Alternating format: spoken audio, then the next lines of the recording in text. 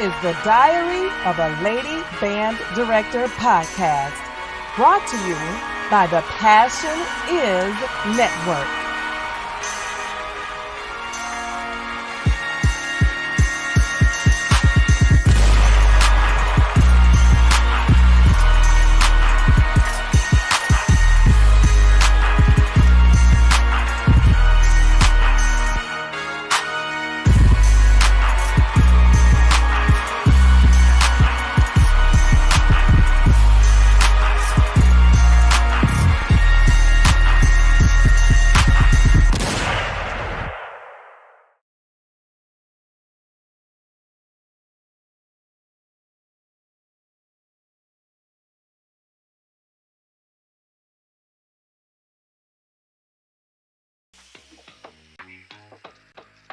Okay, I'm good.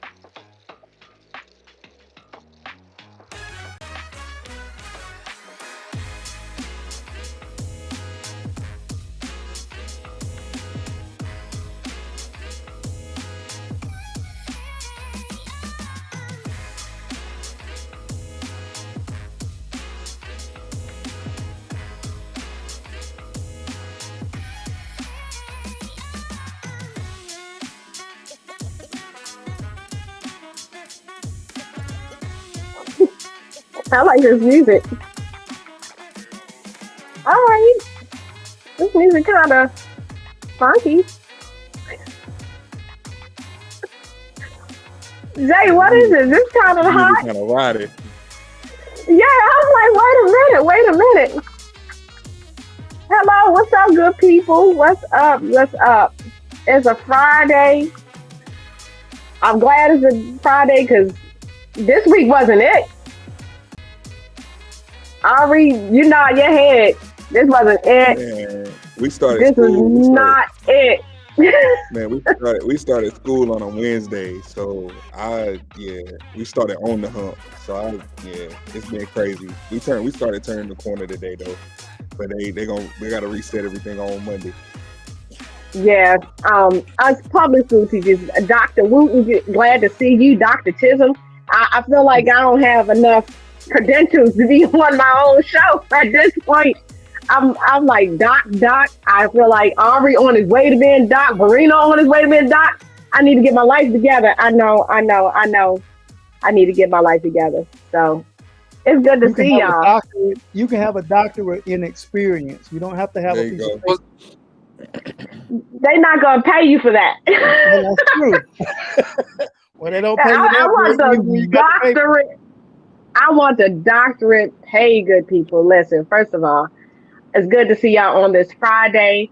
I wanted to start out the new year kind of with a hot topic, and we're in 24 episodes in Diary of a Lady Band Director. I'm like, this is a blessing to me. Hopefully, it's a blessing to you all. But every time I had a show, somewhere in the background was this topic. And I was, every now and then I go back and listen to what we said. And I was like, why is this like a thing? Every time somebody brings something about change up, they talk about the old guard or the new guard. I'm a no guard. I'm in the middle. I am a millennial. I feel like Ari, you're a millennial. Marino, you a millennial? I don't know. Close enough. I'm close enough. You're not a millennial. No, we ain't gonna do close. You either are or you aren't. That's like pledging. You either pledge or you didn't. You like close enough. You can do. 1988 does. 1988 Okay. is on the tip. Yeah. You on the cusp. You on the you like Gen. What is it? Gen Z. You a Gen Z? On the cusp of Gen Z? You ain't drink water out of a water hose, did you? Who? See, true millennials in back know what it is like to drink water out of a water hose and not care about where that water hose been. Did you forget where I'm from? I know, but you might go outside and drink water out of. That's what I was about to say. You gotta realize where Marino from, man. Okay, fair enough. Listen, for real, my family's from Snow Hill, North Carolina. So Are you serious? I know what. Snow Hill? What? Snow Hill, North Carolina. I'm from We are Goldsboro. Vines. I'm from Mount Olive. Oh, okay. I'm from Mount Olive. Yeah, I know Oh, my Aubrey. God. We definitely probably kinfolk. The pickle place. Yes, sir. Yeah. Yes, sir. Yeah. We definitely from the sticks. The sticks. There's a cotton field across the street from my grandmother's house. And so Well, Goldsboro is definitely the cosmopolitan area between those. yeah.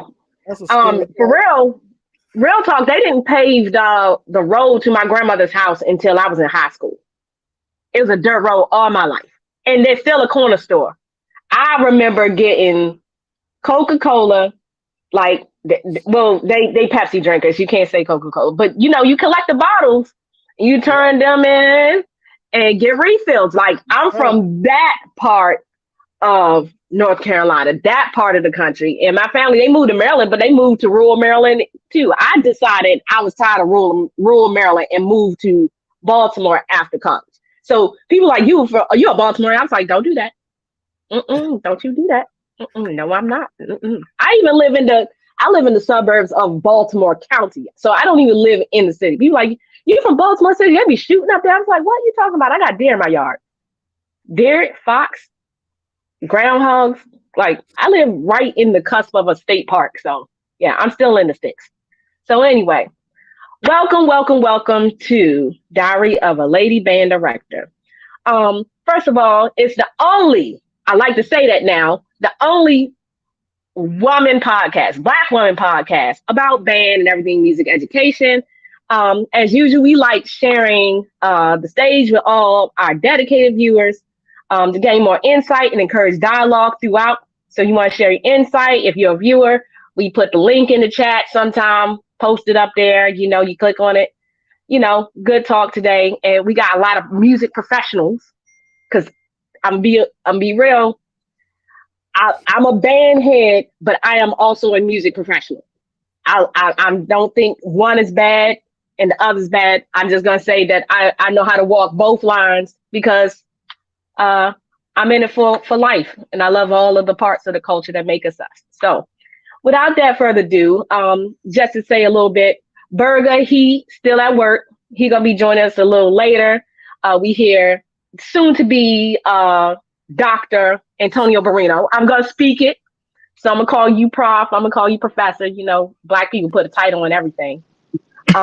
We have soon to be Aubrey Simmons. Aubrey Simmons is in a place where I can't convince my husband to move, but it's cool. We get snow.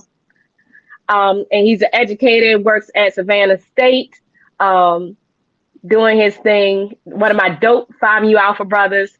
Barrino is a Phi Mu Alpha brother. Dr. Wooten. Listen, we've been cutting up virtually for too long. Is a Phi Mu Alpha brother. So I promise I didn't set the pick like that. I love all of the blue team, red team. We all working towards a common love for music. So it's dope. But it's dope to be on the screen with a bunch of bros. And then I think Chisholm, I don't know, he got bumped out. Hopefully he ended up back. But Dr. Rodney Chisholm, see, I'm the only, like, dang, man. Y'all really making me feel like, okay, so my plan is I'm going to go to University of Maryland. It's right down the street, so I'm going to do it. But we got Dr. Chisholm, you back there. He's taking the place of Quan.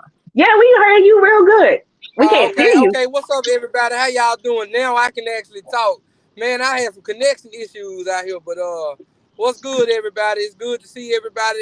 Thank you for having me on, and I see my brothers on here and my sister, and man, y'all do the thing, man. Thanks for having me. By the way, I did drink water from a water hose. Okay, see, so you're in the club. She tried us, man. She really tried us at that point. That's okay. Yes. Listen, I don't know, because y'all be coming to me like you running from gunshots. I was like, not unless my grandfather shooting. Like, that's the gunshots I'm used to. Like him trying to kill possums and squirrels in the backyard. Like, Grandpa, like, you can't do that in the suburbs. That's dangerous. God bless his soul. I miss my grandpa. Listen, I'm this old. We used to get old big dumpsters and fill it up with water, and that was our swimming pool. How about that? Yeah. Yeah. I'm that old. I know real old. And we've all had a wooden spoon the size of our body Ooh. on a wall On the somewhere. wall. Yes, On the ma'am. wall. I don't know who was eating with that spoon, but according to my grandmother in the Bible, that was from the Nephilim. that's a Nephilim spoon. But it's good to talk to y'all. One, this week was a little rough. And we might even get to touch on this a little bit, but this week was a little rough for me because I came back to I had a observation, y'all. I had an observation the first week back. That's odd. No, it ain't, because this happened to me 2 times in my career outside of this week. Have y'all flipped Like what? semesters yet? No, Y'all flipped no, we semesters? haven't. Oh, okay. No, That we makes haven't. So sense that that it don't. Yeah, I was don't. just about to say, did they not get you before the Christmas break? From in Oh no, this is district my work? third observation. Oh, well, you done This for my the year then. What you complaining for? no, because they technically still could have another one. So I'm kind of like, it was good. First of all, it was good because I don't do a dog and pony show. I'm at that age, so I guess I'm part of the old guard now, where I come in and I'm going to do whatever I do normally. I'm just gonna look at the kids when they start to get sideways. I ain't gonna like act all brand new and have some new initiatives. I'm just gonna look at them and be like, "You doing stupid stuff. You doing stupid stuff. You about to get embarrassed, and I'll embarrass you in front of the principal or the custodian. You choose." So it went well though. Like I knocked it out the park, but I was just kind of blown. Like, why are we doing this? So we got I some. don't know why it seems like every time I get observed, my lesson is always subdivision. Is that a good thing or a bad thing? It just so happened that it falls into that. I could be talking about the whole no subdivision. I could be talking about the 16th no subdivision. Some reason I'm always talking about subdivision. That's the time they choose. Maybe you have turned into the master subdivision because Lord help my rhythmless this rhythmless nation. Rhythmless. But we can probably talk on a lot of this stuff tonight. So I don't want to keep y'all long. I can run my mouth a lot because we all, band directors just talk. So I'm gonna say this. When you got a response, we're gonna try to keep it like a response under like 3 minutes. Like, can we all kind of do that? And, put the church finger up if you want to chime in. We're going to treat it like Black church. You want to chime in, put the church finger up. But I'm going to start with a question that I see all the time. One, are the new generation band kids any different than the last? And if you want to go, just put that church daddy up, That's the only time I'm going to say daddy. People said I say it too much now. Now I'm like the old person. All right. I see Chisholm. We got Brother Simmons and we got Brother Burrito. All right, we're gonna go Chisholm first. Bam. And we see the question, right? Well, yeah, my question is when at what year and all that does the new generation start? Let's start there. Now. As in people that are teaching, like, okay, I mean, because I just want to know, where does it start? Like, is it somebody that's been teaching under 5 years? Somebody just getting in the classroom now? Somebody been teaching less than 10 years? Like, what would be considered as young? And then I can answer No, we talking about the kids. Like, are the kids in the classroom now any different than last? Yes, No, we talking about the kids. We ain't talking about us yet. Yes, they are very different. And are we expounding right now? Oh yeah, please expound. Okay, they're different because of the technology. Technology has made them lazy. They don't have to work. They don't have to work as much as we tried to do. Like, for an example, all of us pretty much apart. We can all agree and say that when we learn instruments, when we learn how to play our instruments, when we learn how to read rhythms, we learn how to we did it the good old fashioned way out of the method book, standard of excellence, best in class, whatever your beginning band director taught you. This generation here, they got smart music. They can just hook their instruments up to a freaking computer and they learning based off technology. They can go to YouTube and learn whatever it is. So yes, they don't have to work it. They didn't have to work as hard as we do. we did. All right. Now I'm gonna put the shameless plug in. Smart Music been out since 2004, 2003. No, actually earlier than that, probably about 2002. Yeah, 2003, 2004. Because one of my good brothers, Dr. Oscar Pasley, trumpet player, he graduated from North Texas with his doctorate. Professor Melvin Miles was using that at Morgan in the 2000s, early 2000s. That's why I knew about it. I came in a lesson. So it's been around. It just took a little while for us to kind of, in a little bit of the pandemic. But I hear you you feel like they don't have to work as hard. Ooh. Exactly. Yeah, Exactly. I think I agree. Been around since 97, but people really didn't jump on it until maybe 07 or 08. True. But I'm done. I don't want to take nobody else's time. Go ahead. All right, we got Aubrey, then we got Brother Barino, and Dr. Wooten want to chime in. They're different, but I think they're different for various reasons. Like, yeah, technology plays a part of it, but I also think they're different because they have more responsibilities inside of the home than we had when we were growing up. When we were growing up, we could just be kids. Like, we could go out and play until the street lights came on. You know, as long as you did your homework, all right, I'm good. I'm out my school clothes. I'm out the door. Or, you know, I'm gonna go practice my instrument. I'm gonna do whatever I need to do to make it happen. Now I do think the technology really should make them better musicians than what we were coming up, because of the simple fact that they have the resources and the tools. Like I tell my kids, use your smartphone to be smart. Don't use it to do something that you're not supposed to do or not going to do. Like, my thing now is don't go in airplane mode. I tell my kids all the time. Don't go in airplane mode. Like, I need you engaged. I need you, you know.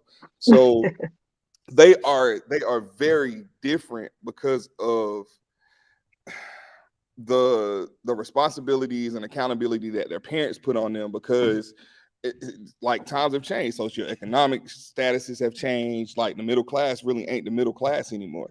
So, you know, what our parents were making to, you know, survive, if those parents are making that now, they're pretty much on the poverty level at this point. So they have so many different triggers and different things that they have to go through to be able to come in your class, or to be able to come into a rehearsal, to be able to make music, or to even be able to practice at home. Like, I have kids that can't even literally take their instrument out at home because they're either watching little brother, little sister cooking dinner because mom's working at night or dad's working at night.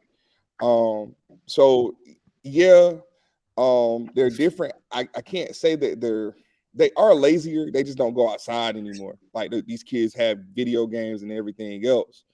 But I also think that it takes the right teacher and the right educator to bring out the best in that student, or to bring out what you want to see in that student. So yeah, that's just my 2 cents there. Yeah, and I think that multi-generational thing is real. Like, their parents, like, if we real, I'm a millennial, their parents in some cases are younger than me. And when I first started teaching, a lot of the parents were still younger than me.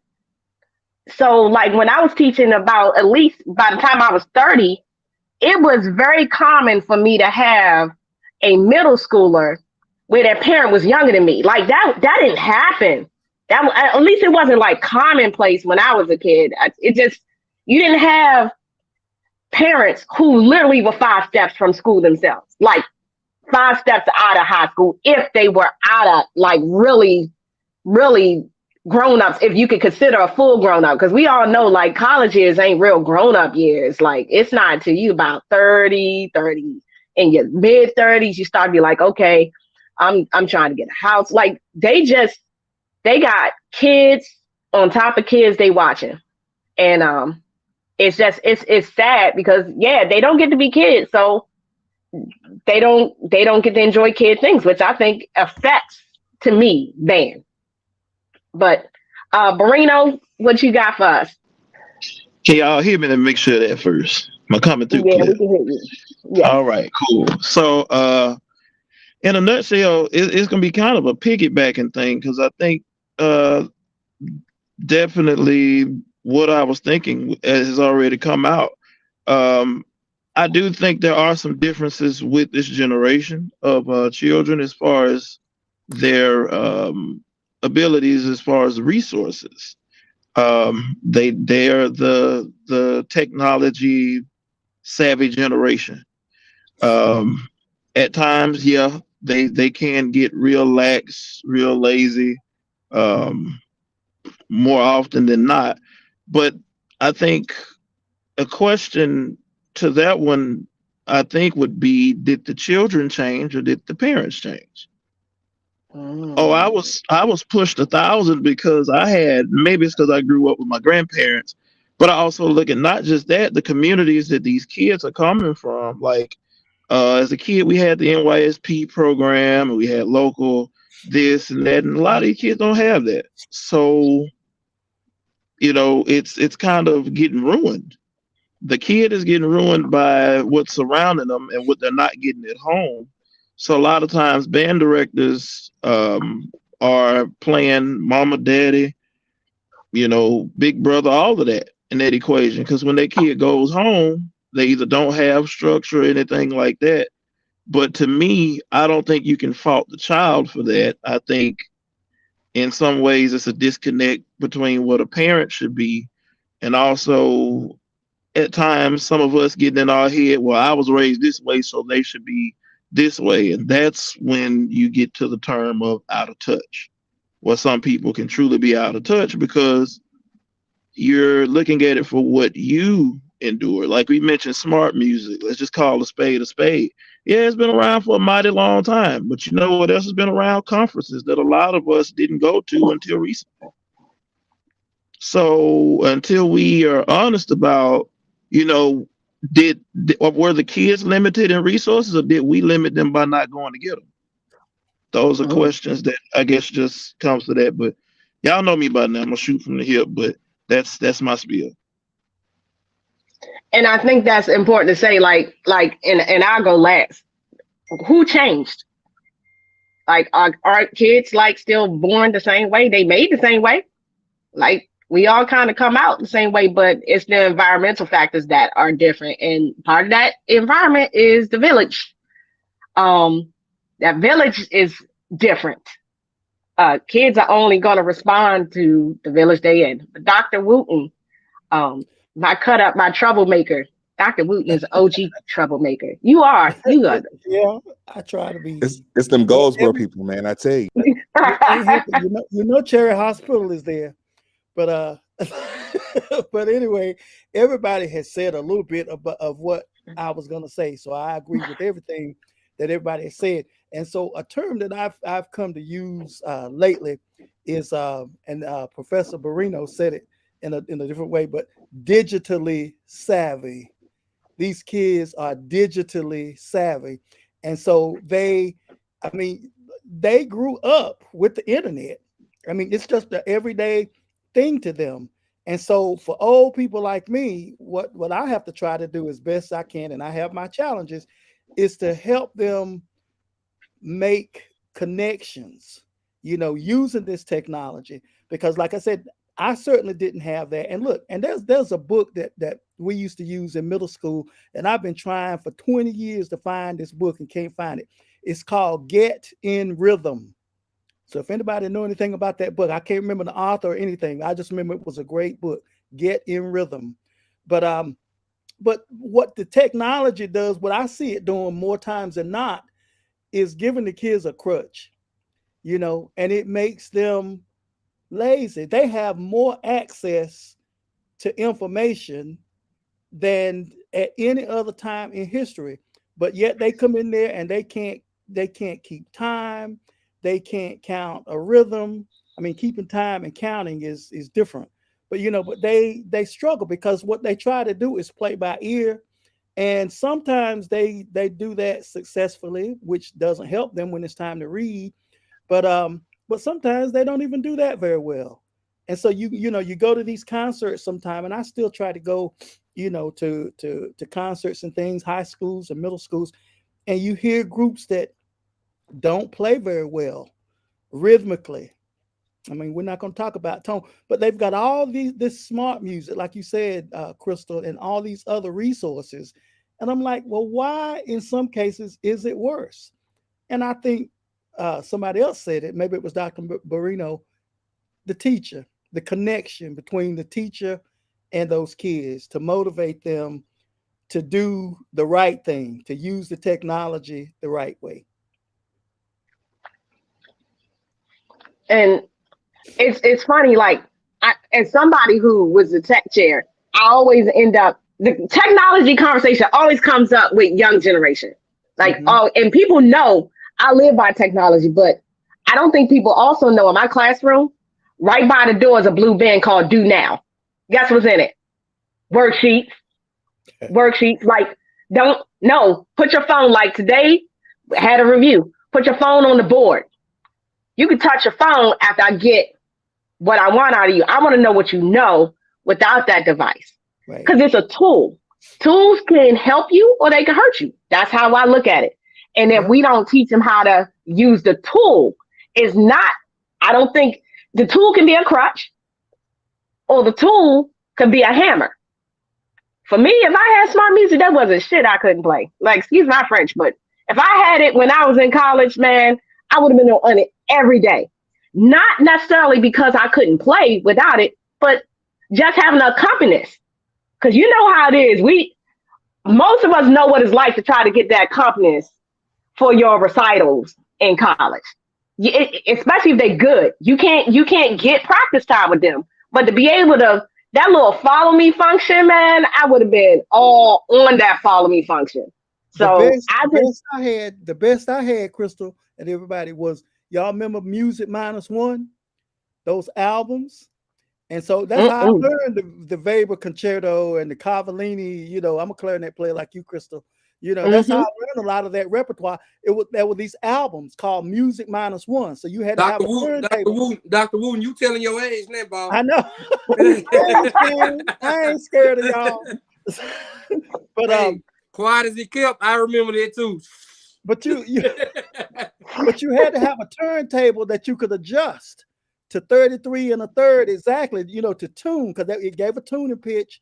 And then one side it had the concerto. I mean, I remember hearing recordings with he just died, Stanley Drucker, Krystal, principal clarinet in the New York Philharmonic for 50 years, just passed away. But that's how I learned the Brahms sonatas and hearing people like him, you know. And on one side it had the whole concerto with piano. Then on the other side it was just the piano. That was smart music 1,000 years ago. But where it was a time where ear training was actually really ear training. That's right. That's right. But so I pose this kind of question because we are touching on some points, like, whose job is it now to? It ain't going away. Like, I stopped fighting the phone like a couple of years ago. And I did this social media, like, I did this little, I did kind of like an experiment, and I went live doing it. And I told them, every time you get this alert from your phone, no matter where we are in the song, if we playing, stop, get up, put a little mark on the board, you know, cross, tick, tick, tick, tick. And I think, I don't remember how many, but it was like 200 or some before we even got to the end of a song. That's interruptions and instructions. So I said, damn, they not gonna stop doing this. Like, they just not. And to be honest, because it's replaced parents, it's replaced relationships. Kids don't go outside. That is their relationship. Like, especially during the pandemic, we got a lot of kids that are really, really addicted to their technology. So even in my class, even a tech savvy person like me, put that phone on the board. You can touch it. And I told them today, I said, y'all addicted to your phone. And all of us, if we honest, we a little addicted, even though we didn't have it the same way, but they was born with it on. So it's like, how do we teach them to use a tool? Because you're not going to be able to get rid of the tool. That's like TV. When TV came out, it was a distraction. When radio came out, it was distraction. Eventually, you know, we learn how to manage life with the distraction. So I guess, whose job is it to manage it? Because let's be honest, it ain't the parents. The parents ain't going to do it. I think we get rid of phones and go back to owls, like on Harry Potter. Use owls to send messages. That would slow it down.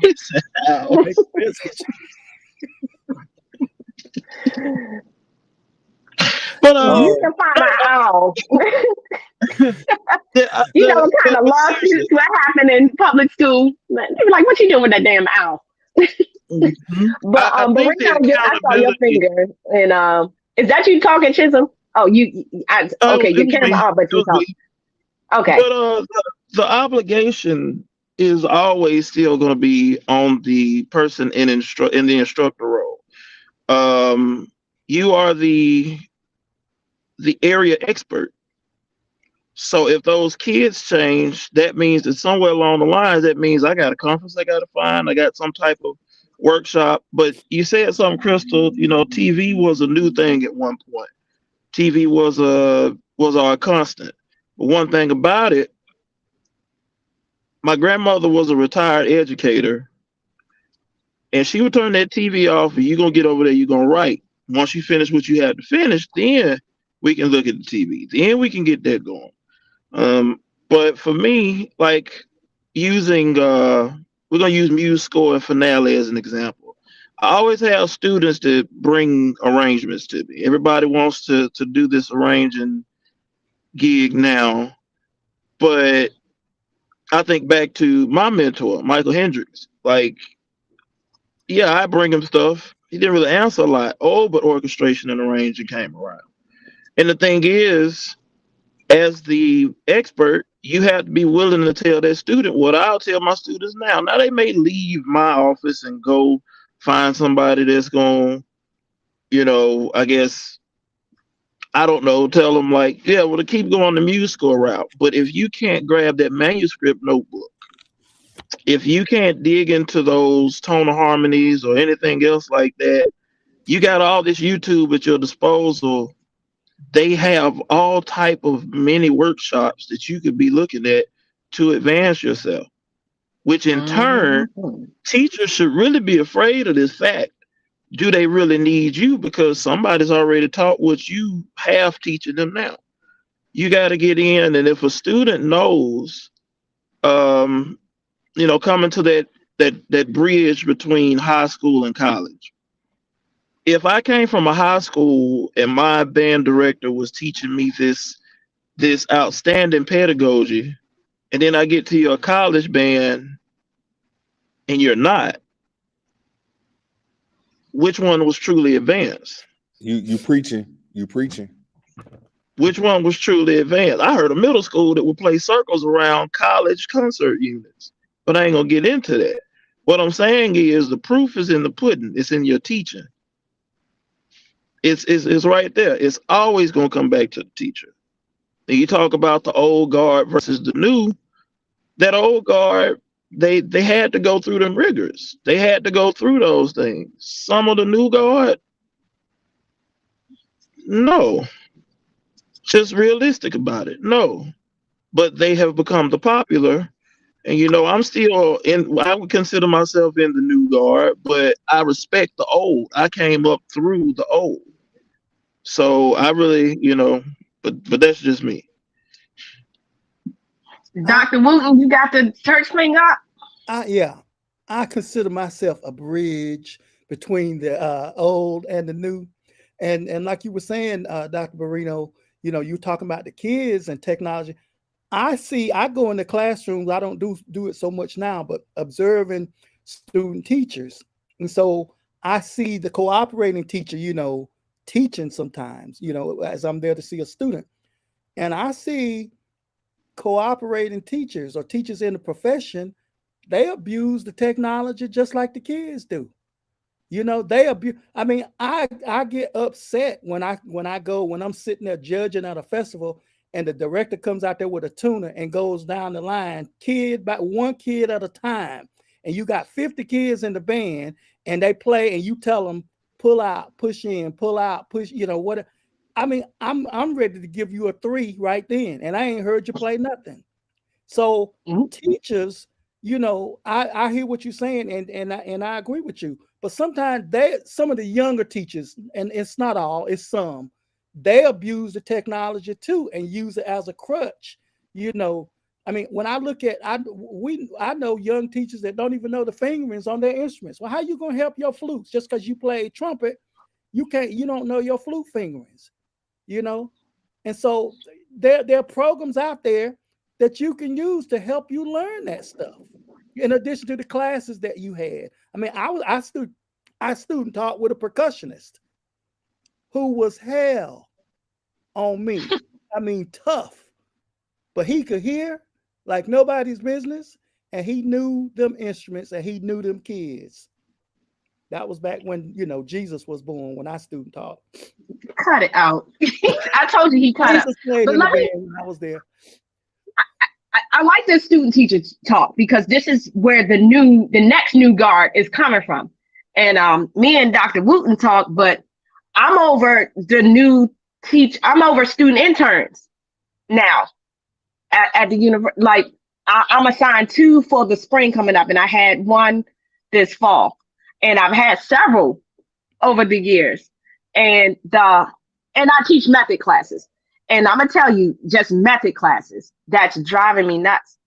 They don't explore the instrument at all. Like I can't fathom it. I can play about everything in my band room.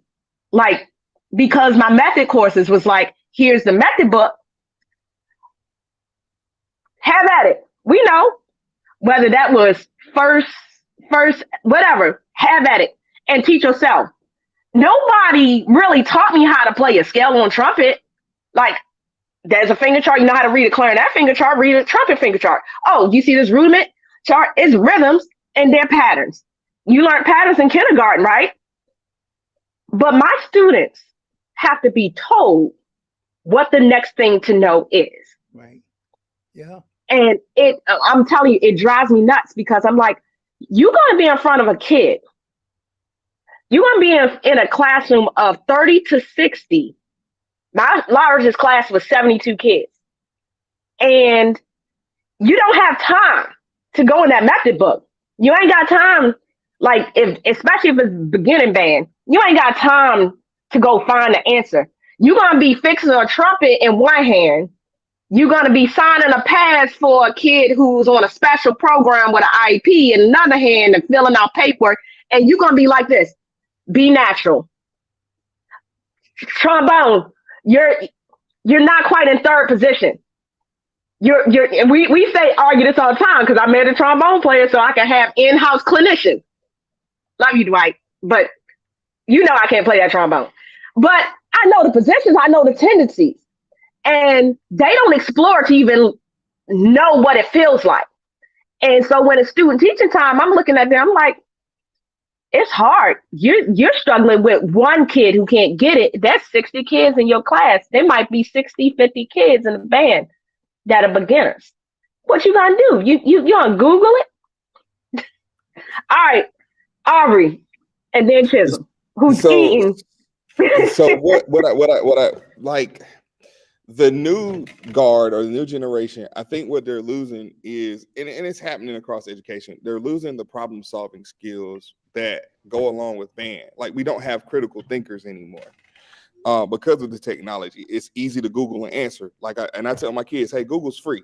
Like, you're asking me something that you can easily search up, but at the same time, I'm going to point you in a different direction because I want you to find a more concise answer.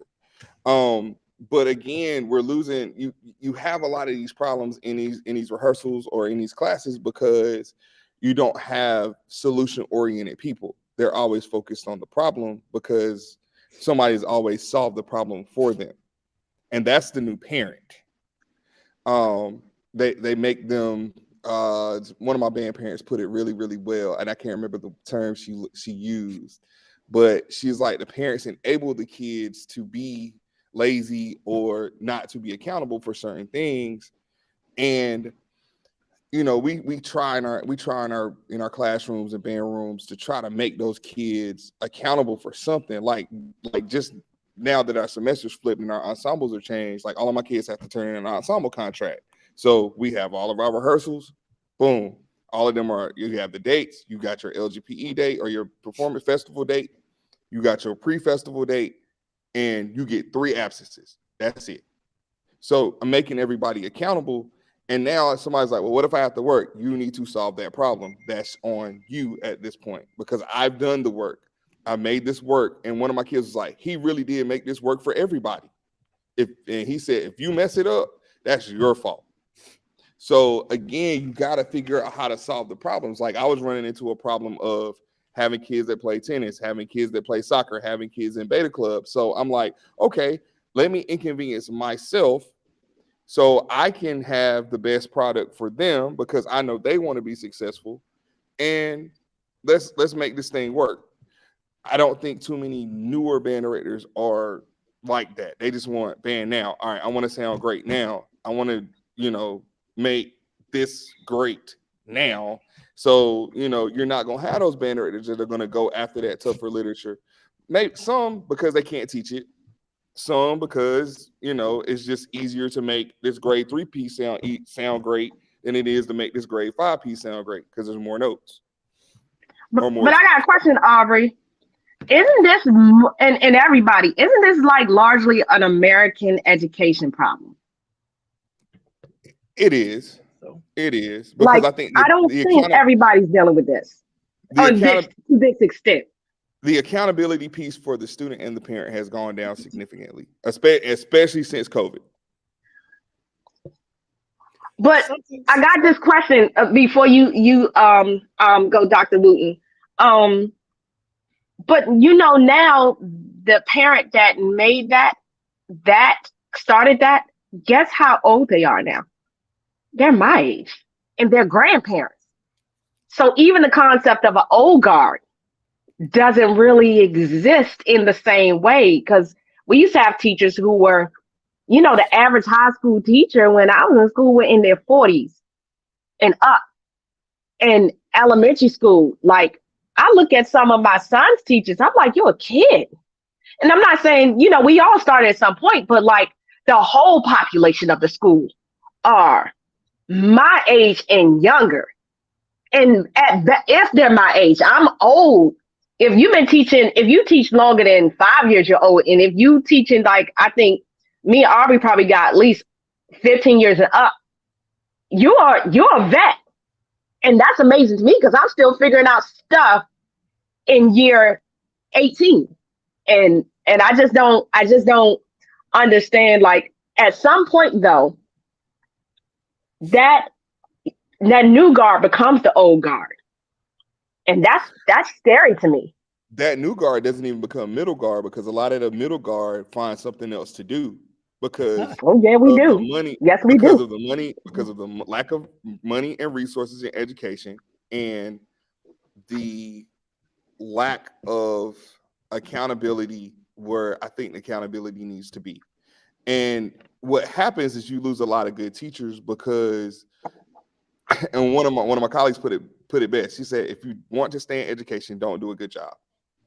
Because the teachers that do a good job get more things added to their plate. I'm teacher of the year. I'm earning that title this year. Like more stuff has been added to my plate. And I'm just like, okay, all right, I'm going to figure it out. But that's just, again, being a problem solver and understanding that I was built by an old guard person or old guard people. So, yeah. So Dr. Wooten, I pose this to you. And I'm kicking off another question. Has the social economic status of the current band student body changed? Or have we changed the way we conduct ourselves as educators? Like have kids been poor? There's a poor class since Jesus was here. Like being poor is not new. Did the social economic status become egregiously different, or is it other things? I think it's in a lot of ways it has changed to be egregiously different, because people are struggling, and and when you look at, the price of eggs or the price of chicken or whatever, some people are really struggling, and you talk about healthcare and all these viruses and things that we have to deal with, out in the public sphere, and people don't have healthcare. They don't have any kind of insurance or whatever, and so that, and especially among us, and when I say us, I'm talking about Black folk, You know, our wealth, our household wealth has declined or stagnated. And they're saying that what, in another 10 years, our family wealth is going to be zero. It's getting down to zero. Wow. It's going down instead of up. So that has definitely changed and has an impact. You know, so many kids, they are struggling.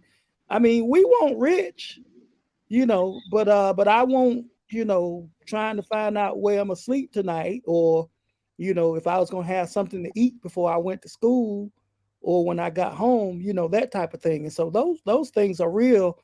And unfortunately, teachers have to you know, handle all that. And something I was going to say previously, Krystal, you know, my students in the methods classes, they are surprised when I tell them that the way that music education is administered in America is different.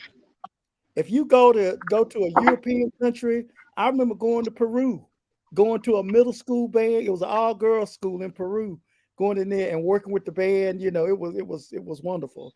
And but the way that music education is done in foreign countries is not the way that we do it here.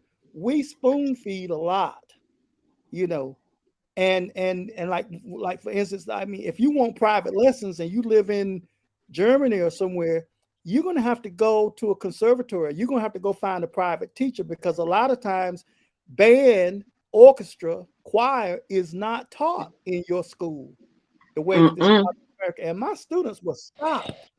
And I said, y'all just don't even know. Y'all just don't know, you know. And think about adding that to the mix.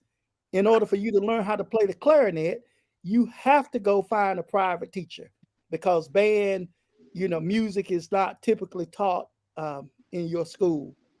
And so, you know, it's some real issues out there. And those issues, like people in the chat are saying, you know, like shelves are empty, like food is just not even available, which is, and that's not, it's not the first time in history that we kind of had a food crisis, but this is the first time in history we had a food crisis because of cost of food. Mm-hmm. Like, we're not talking like crop issues. We're talking, it's just not there. And if it's there, it's out of your range. Like, it's just out of your range. Dr. Chisholm. All right, listen. Okay, so everybody, you know, I was gonna try to jump in behind Brother Simmons and what he said, but because I jumped, some boot me off, and I got some catching up to do. So listen, and what Dr. Wooten said, I'm gonna go backwards. Yes, I agree. Everything in our country, we are spoon feeding our it's everything. Just, it's not just in music, it's across the board. You know, this whole, you know, this is the best example I can use right now. Remember when you were in elementary school and it was Valentine's Day and somebody got more cards or more eggs or more candy than you? It was always that one girl that was in the class that every dude liked, and it was that one dude that was in the class that every girl liked, and you went home one Valentine's Day, you probably went home disappointed. You know what I'm saying? But it didn't destroy you. You know what I'm saying? It made you a better person, because you started learning at a younger age humility. You started learning that nothing was given to you. Yeah, you may got something eventually from probably somebody at the class that you didn't want to give it to you, but you know you got something, right? But the point I'm trying to make is when it comes to our music education classes, we are the stepchildren in the school, period. That's what we are. You know, we can fight it. We can argue with our administrators. It doesn't matter. If you find a school that'll give you that schedule that you need, you know, congratulations, right? But how long is that gonna last? Because one administrator gave it to you, a new one may come in and say, no, I would rather save these math books in this room that we're not using than to buy a brand new flute for the band. You know what I'm saying? And just like Dr. Wooten said, and I'm sure all of us have gone to the Midwest, there was this all girl Japanese symphonic band. They had I think they were in elementary. I'm talking maybe sixth grade, maybe fifth, sixth grade, on stage, memorizing grade 5 and 6 pieces, running around the stage. I'm talking about so, but when it comes to us, we have to literally spoon feed. Now, when we was talking about the different social economic statuses and things like that, you know, I don't want to call anybody out on here, but how many of us grew up in a hood school? Let's just be real. Let's call a spade a spade. We grew up in a hood school. So teenage pregnancy is not a new thing. I was in junior high school in the 7th grade, and there was this young lady that stayed in, I'll tell you, I went to Jeter, junior high school in Memphis. And there was a set of projects, 2 of them right next door to the school. Then there was a whole nother neighborhood called Lakeview Garden that was on the other side. And then there was another set of projects that was on further down the street called Tulane. So there were girls in there who were 11, 12, 13, who was having their second babies. You know what I'm saying?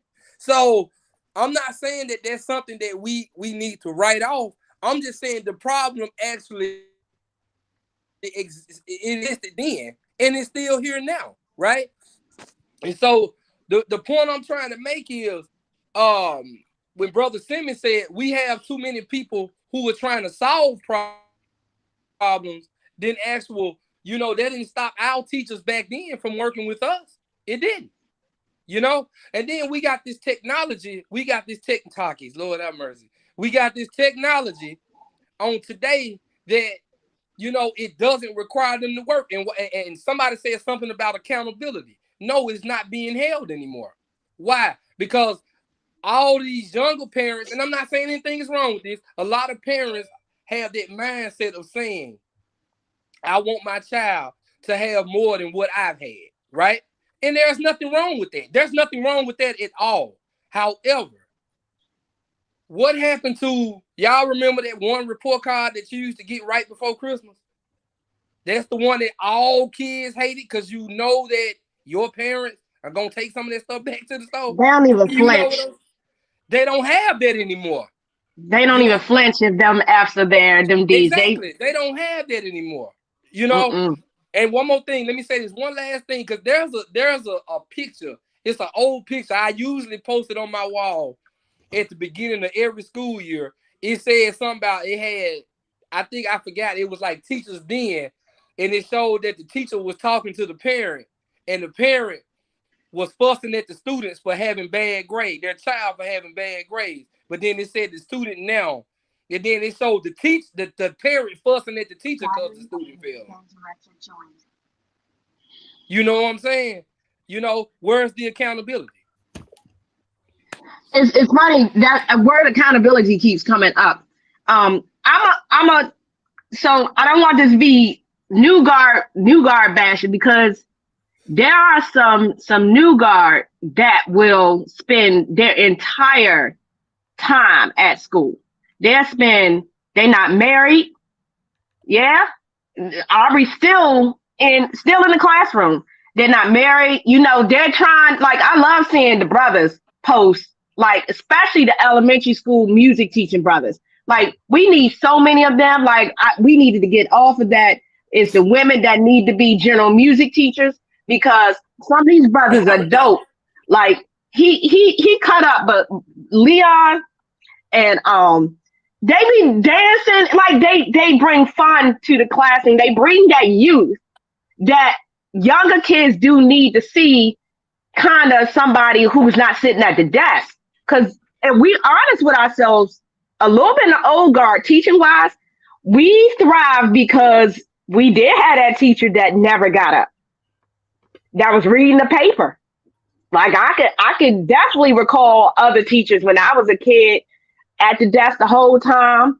You know, we got problems 1 through 100, and we just look in the back of the book for the answers and kind of figure out how we got there.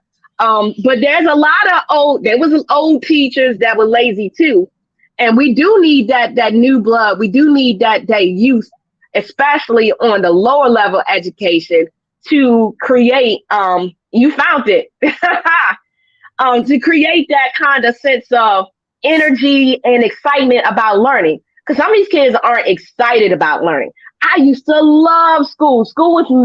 I wanted to be in school.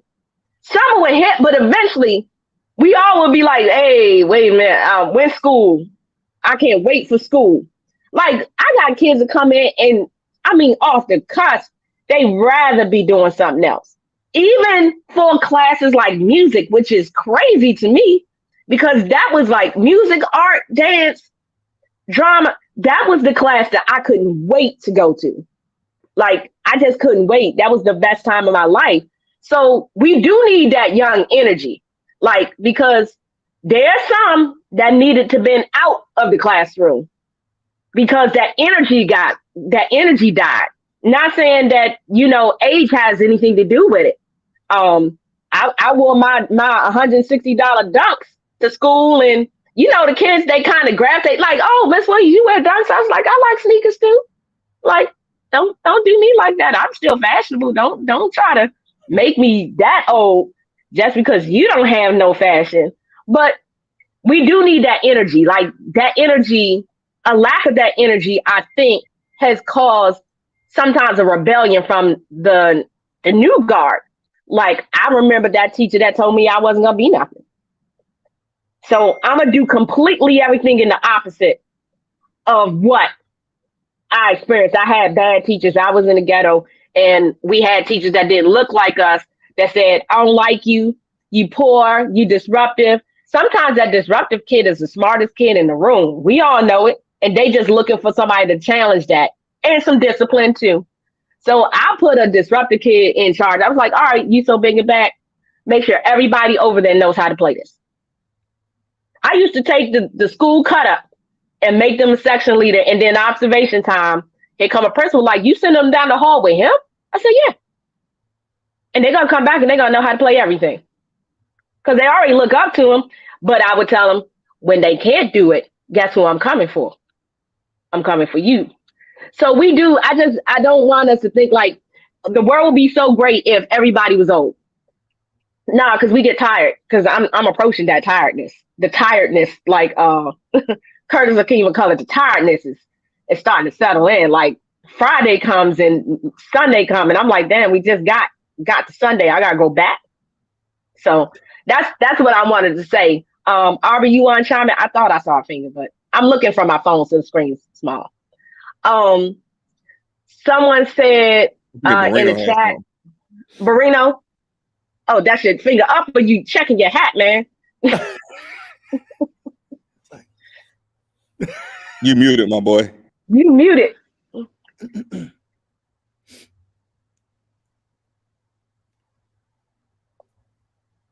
I think you still muted. You can unmute? We can't hear you. I feel like this is a game of charades. Everybody guess what Barino's saying. In the chat, it says there's a new wave now. I try at the things I like is the new energy. What a disastrous way to view education and life. Yeah, if they don't like it, they don't learn it. That's that social emotional learning thing. Like, everything is about, if I feel good, I learn it. If I don't, nope, it ain't nothing you can do. Aubrey, you got your finger up. Yeah, I will say this. I think we're in this generation has the I want to be a jack of all trades, master of none mentality. So they miss the entire forest for all of the trees that are around. So they go to various trees to try to get the food or get whatever they want or need at the time. But then eventually they're always going to come back to that same old tree, because that old tree is just stuck in the ground and is always going to be there to support them. So like I let my kid, I was like, okay, you go do that. You'll be back. All right. I'll see you in a couple of days. You're not going to like that. Like you have to know the students that you're teaching as well. So like when I have kids say, hey, I want to go do this. All right. The accountability is different over there. The expectations are different over there, because like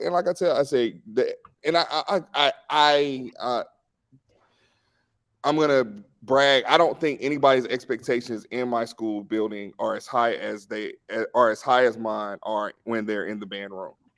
Like I just don't believe that. Like I believe that when you come into my building or in the band room, we have the highest expectations in the entire school. That's just me. And my kids believe that now. So, and they're like, you're right. When we go elsewhere, it's not the same winning mentality. So I was like, yeah, you'll be back. It's cool.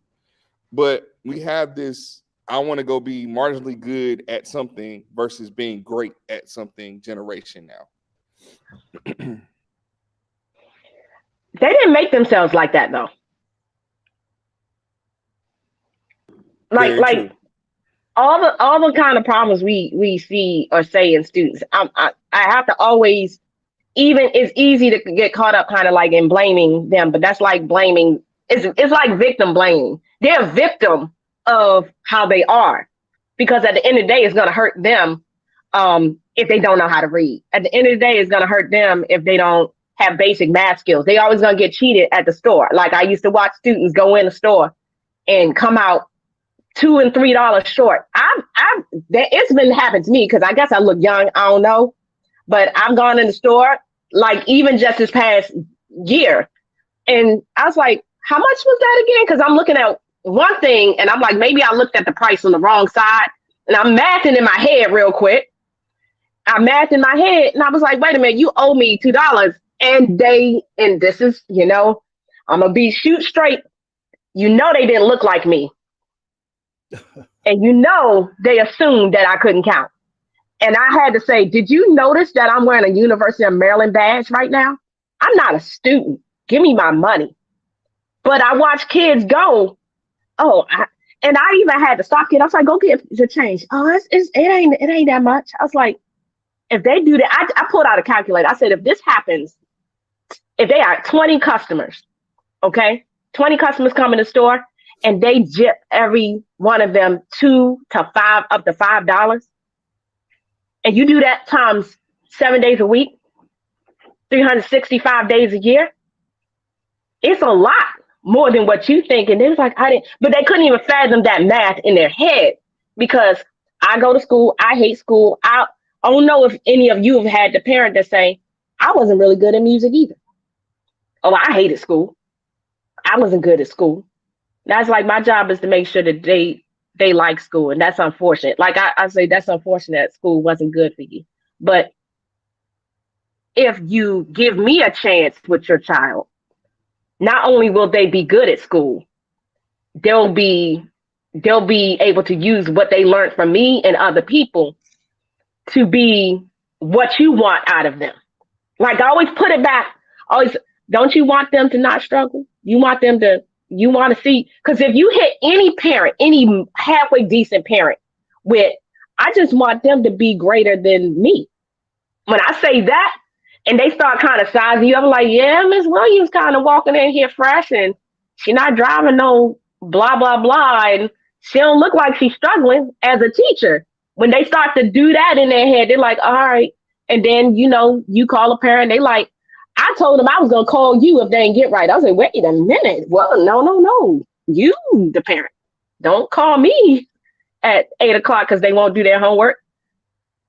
You take those tools. If you need tools, and I feel like we're at the point, we are training parents too.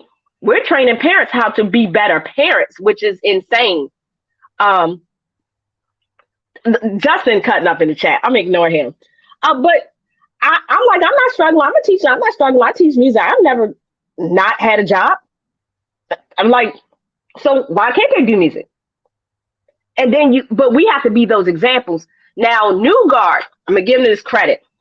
They have turned social media into a way that has made being a band director look fun, look lucrative, whether it is or isn't. Because we all know if you ain't certified, you're at the bottom of that totem pole.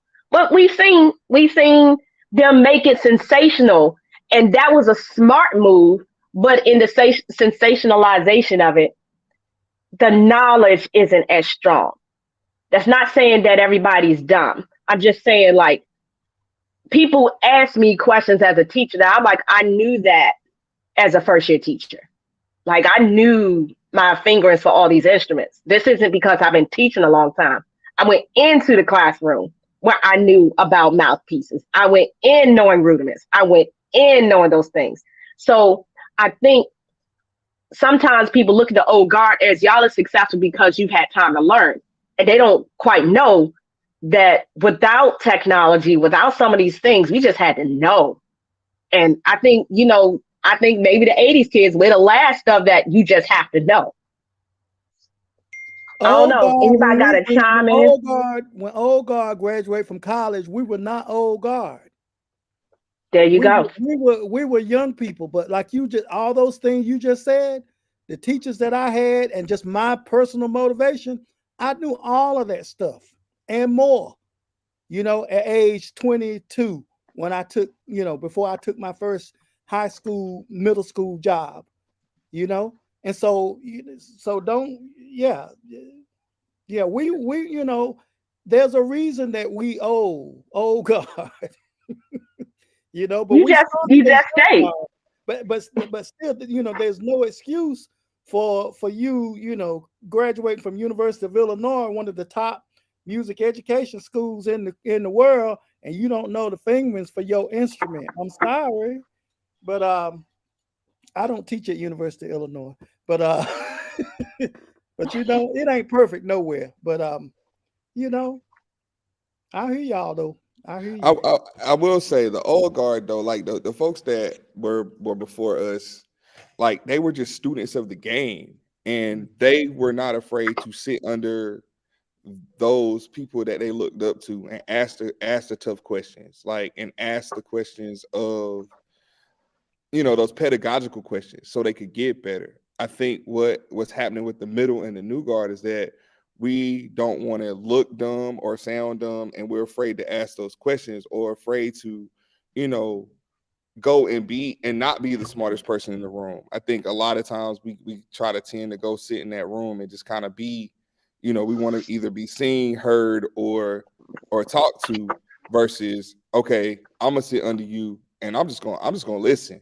I want to know how you got your band to sound the way it sounded, or how you got your classroom to look a certain way or feel a certain way, or just, okay, what should my next steps be now? I finished my master's degree just this past August, so I'm asking the questions to folks. Okay, what's my next step for this next degree? What's going to get me where I need to go, and what my path should be for what I see myself doing 10 to 20 years from now. Yeah, and I have a confession to make. Out of all the years that I've been going to Midwest, I've actually been to Midwest and not attended any concerts or any clinics.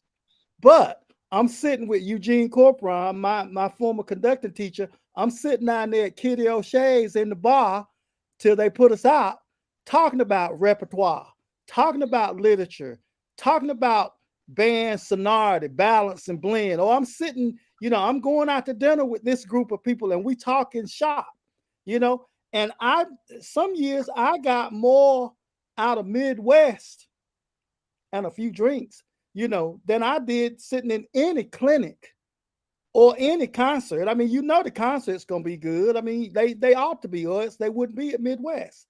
And there's nothing wrong with hearing a good concert. And some groups, you do want to hear.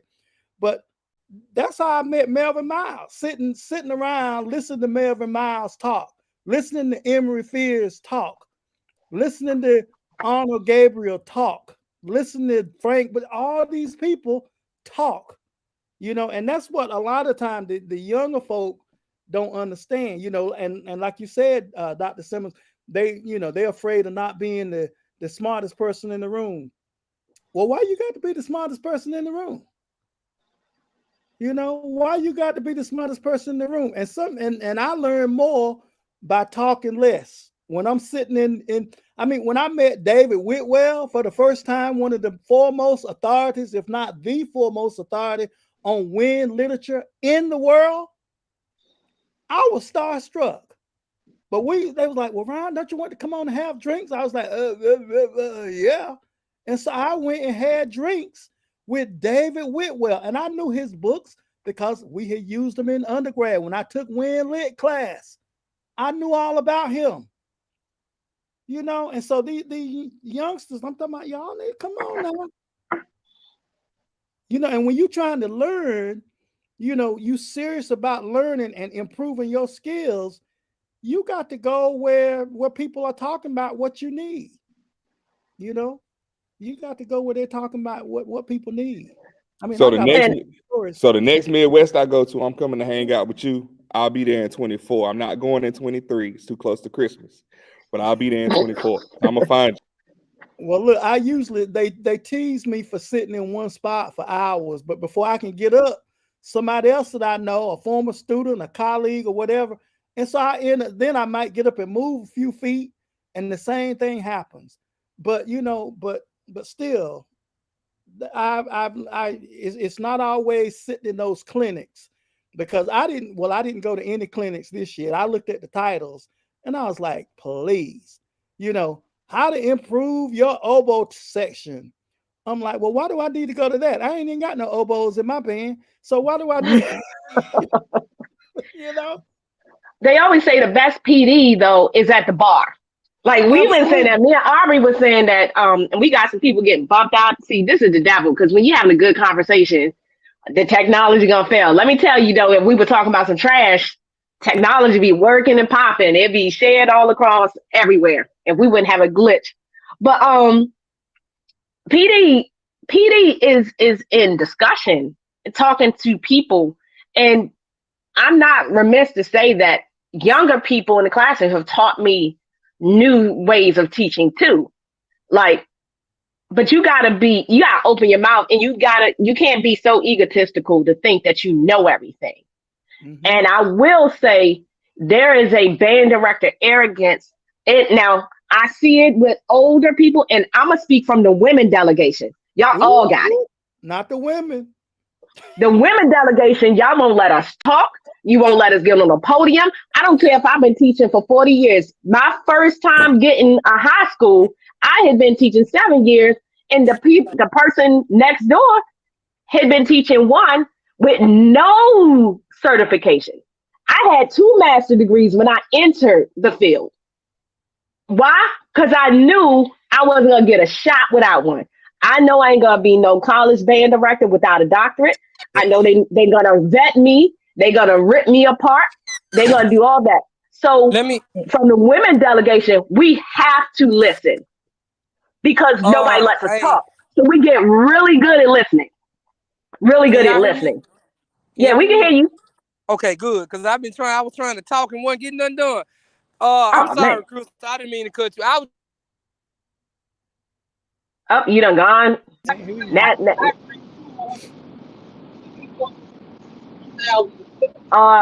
Quan's audio got him. Now the ghost of Quan's audio. I think we lost him. Hey, Chisholm, you might have to come back out and come back in. He's stuck, and we need to screenshot that, because that is a picture. You in and out, or you muted, or both. Told you, it's the spirit of Quan. It's the spirit of Quan. But I hear what you're saying. I think it's, and I hate to say it, but I think it's about who you know at that point. And it's not necessarily what you know, because you are now seeing more women and female band directors get those opportunities now.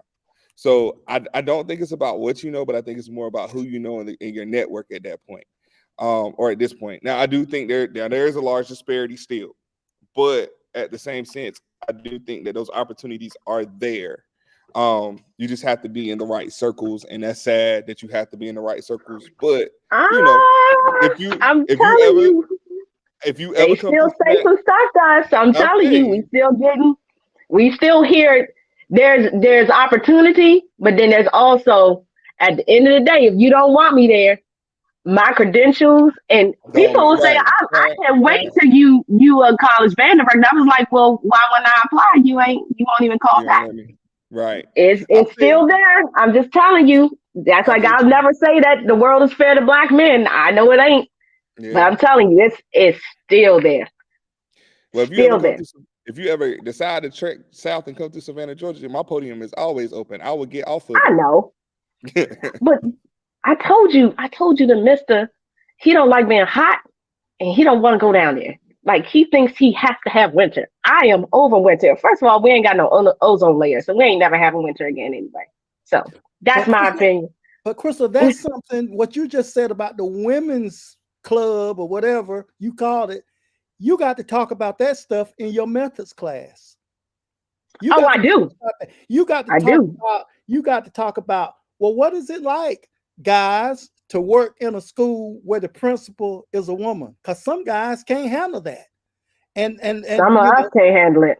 and you know, and then but you got to talk to them, those ladies that's sitting there in your methods class about these things, because you're gonna get, you know, they're not gonna recognize you in the faculty meeting, you know, or you're gonna say something, they're gonna look at you like you just flew in from Pluto, and then some guy, and God forbid that he might be white, but that's another story, is gonna say the same thing that you just said 20 minutes ago, and they act like Jesus just walked across the water in the faculty meeting, and you said it 20 minutes ago, but they can't hear you.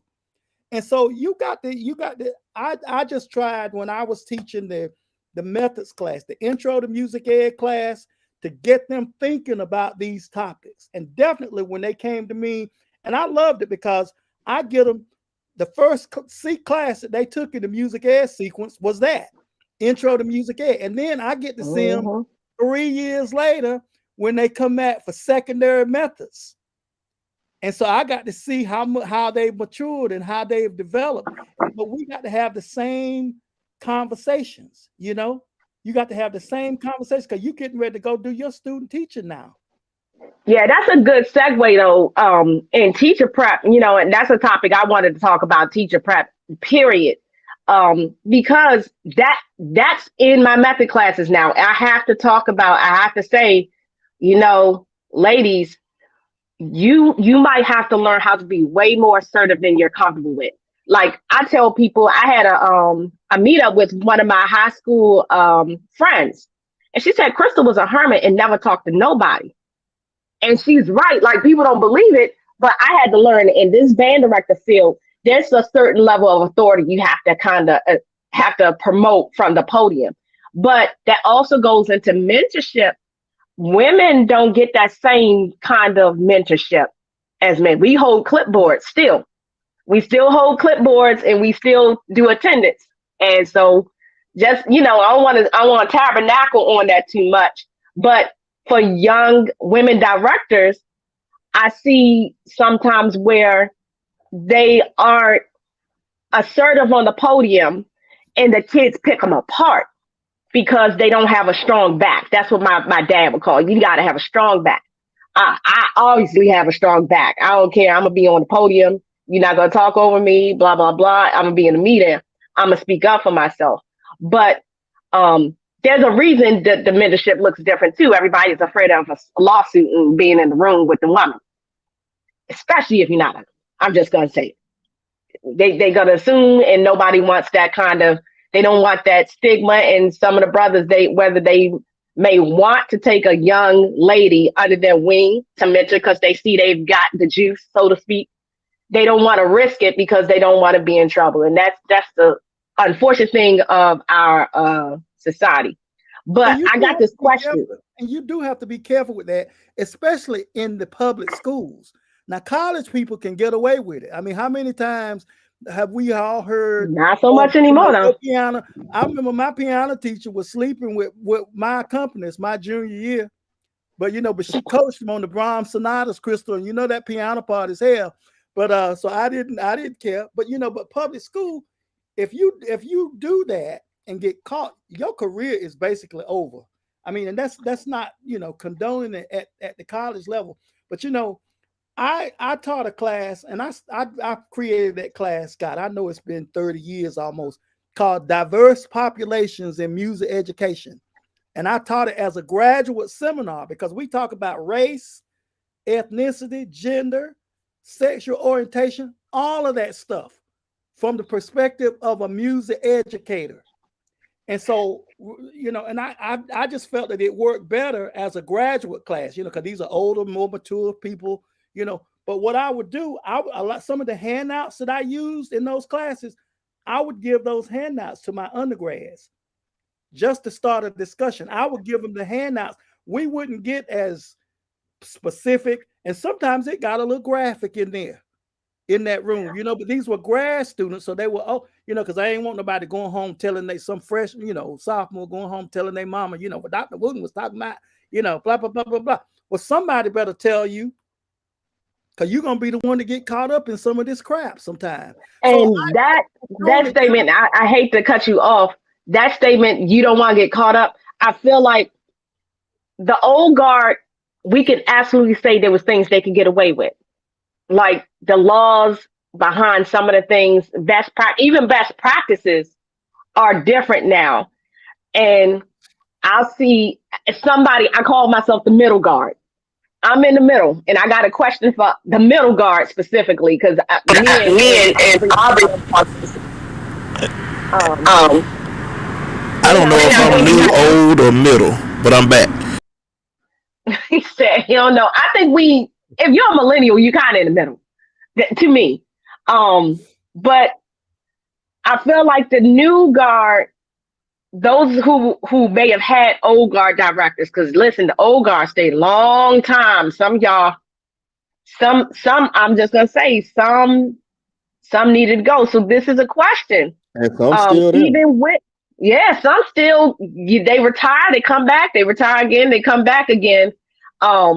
This is a question because I see this. Has the old guard prevented growth with modern day band programs? And specifically marching band, it always comes up with marching band. And I'm going to say something I didn't even think about, even with like best practices in professionalism. Because I'm tired of seeing these cases come across a timeline of a young guy been messing with his students. And I'm like, did they look at the old guard, be like, oh, they got away? It's like, listen, the day has changed. Like, are you looking at? And so the middle, we're like, nah, you can't do that. The middle is like Aubrey, me, like, especially if you're married, you're like, listen, dog, you better, if you got dancers, you better keep that door open and always have somebody else in that room. Like, that's the stuff that we know, because the middle guard, we are the products of watching that change in those laws come across a platform where it was okay to make kids run until you got tired of watching them run, but it ain't okay no more. So has the old guard prevented growth? Oh, okay. So I'll start. Anybody watching it's all love, but I'm gonna just keep it a book. Yes, some of the old guard did stay around a lot longer. Some are still around a lot longer than they should be. But here's another question: why?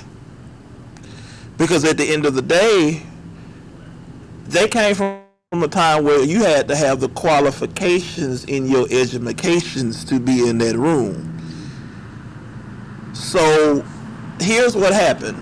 School system said we can't get enough certified people in. Let's drop the certification requirement for now, or give them 5 years to do so.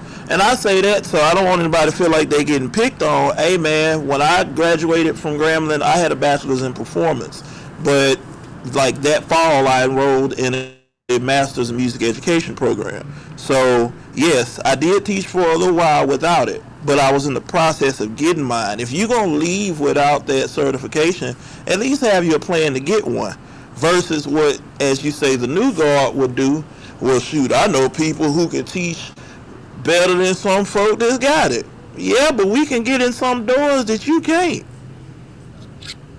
So in order for those older people to be able to go and enjoy retirements and, be clinicians and all the other things that you would expect the older directors to do, it needs to be more of us that step up to the plate, and in turn, be receptive. I don't think that they are so much the problem.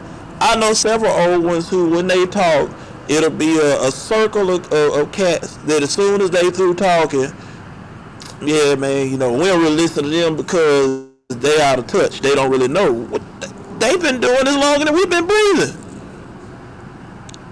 And let's talk about it because I don't know. There was a post that was up about instruments and resources, or somebody said something along these lines. I think a guy put a status up and asked about kind of, I guess, how things change with reference to high schools emulating HBCU bands. I know some people who are HBCU products that have stellar programs. Most of them completed that music ed requirement. Further, most of them actually participated in other units and actually wasn't itching to get out of the door to be a marching band director, but not only a band director, but a music educator. If you're only focused, somebody about to drop your thing. Look, I might if I get a hit out on me tomorrow, y'all know why. Mama, I love you. Hold it down. But like, it's the truth. It's the truth about it. Like, we sit and we want to ignore the relevance of actually learning these things. Yeah, the praxis is an issue. Don't get me wrong, because that's usually the killer. But that's one test. I give you not getting past the pedagogy part because there's no one way to teach. However, if you're fighting with basic history and theory, that means you didn't pay attention. Orchestration and arranging didn't happen. Ooh, child, you And I'm gonna leave it alone after this. When I was in undergrad at Grambling, I would write stuff, and I just wanted feedback. I believed in that old guard enough to where I sent material to, and if he sees it, every time I see him, I shake his hand, give him a hug, and I thank him. Lindsay Sargent looked over everything that I did because I wanted that feedback from somebody that I looked up to. Versus now, I'm going to put it on paper. I know it's going to be hot, and it's got stuff that is orchestrationally absolutely ignorant. And worse than that, the high school kids are watching. Believe this, y'all. They are what they eat. So if you preaching, turn it, crank up. Listen, and I'm trying to leave it alone because I can go forever with this one. But we can talk about crank all day. Lawrence Jackson was the man that pretty much put all of that in motion. Lawrence Jackson said himself, it ain't even about just playing loud. It's got to be articulate. Every band in the HBCU world opens up on somebody, but the truth is it just loud and stratospheric, or is it music? I'm done. I'm sorry. Would you like us to pass the collection plate? Please, I'm done. I'm Aubrey. I see your church finger. Yeah. Man, Marino, I fool with you the hard way. Like, bro, you my homie.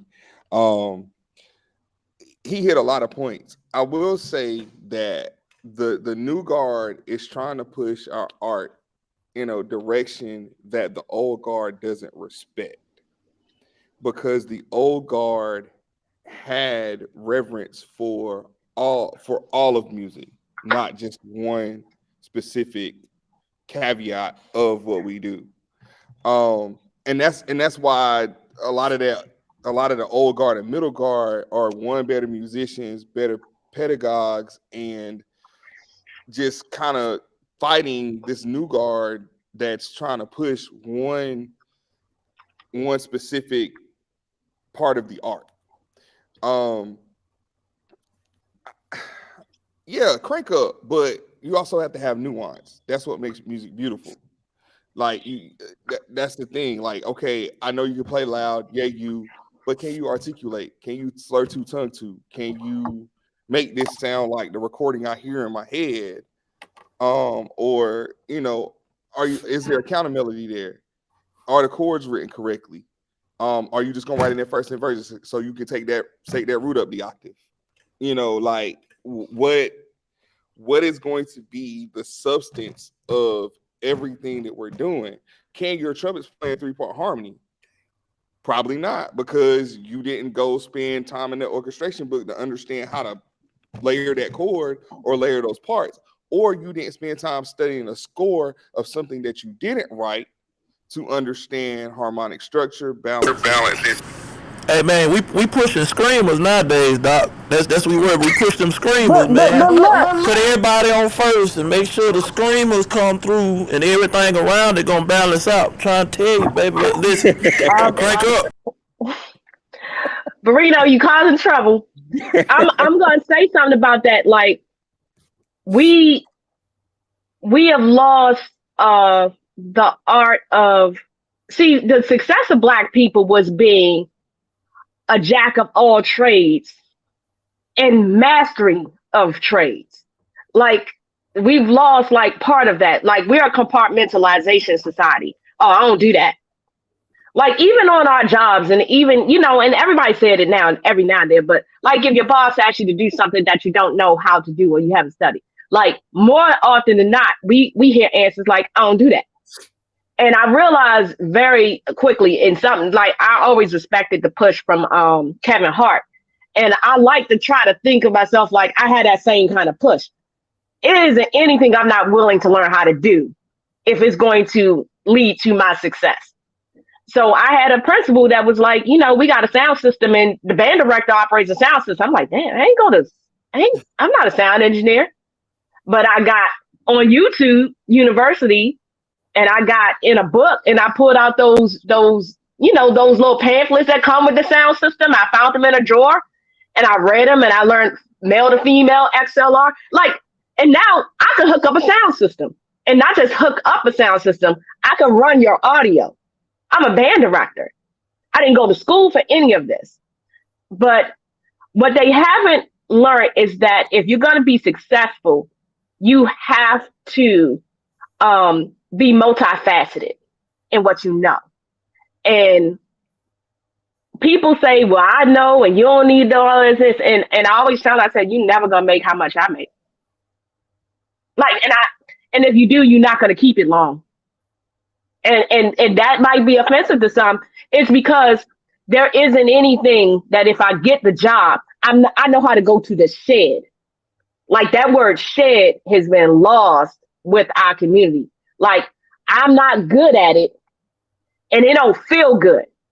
So I'm gonna go to the shed until I feel better about this thing. And you got a lessons and you've been kicked out. I got kicked out for a month. Ben Kono, I'll say it publicly. Ben Kono kicked me out of lessons for a month. North Texas grad kicked me out. He said, you're not serious. I had never been challenged. But I will say, people get too emotional when they can't do something and they don't know how to take reproach.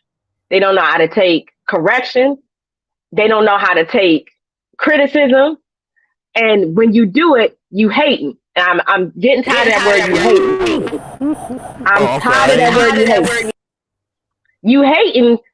No, I'm not hating. I'm just telling you that it's wrong. Like I'm looking at your clarinet players. Yeah, they can play high, but that chin is crunched up and they flat as a pancake. Dr. Woot know what I'm talking about when we say that, right? Exactly what you talking about. That raise them eyebrows so you can stop being flat. Like they can play there. I was like, yeah, but it ain't good. You know, like I can take a piece of chicken and put it in a microwave and sprinkle some Lawry's on it. It ain't gonna be good. Just because it's done doesn't mean it's good. And I think what we're seeing is a lot of that. That's the pedagogical approach that a lot of newer directors are missing. Like I'm a percussionist. I know flute, clarinet, raise his eyebrows so we can raise his pitch. All right, right thumb, push it up. All right, resonant fingers.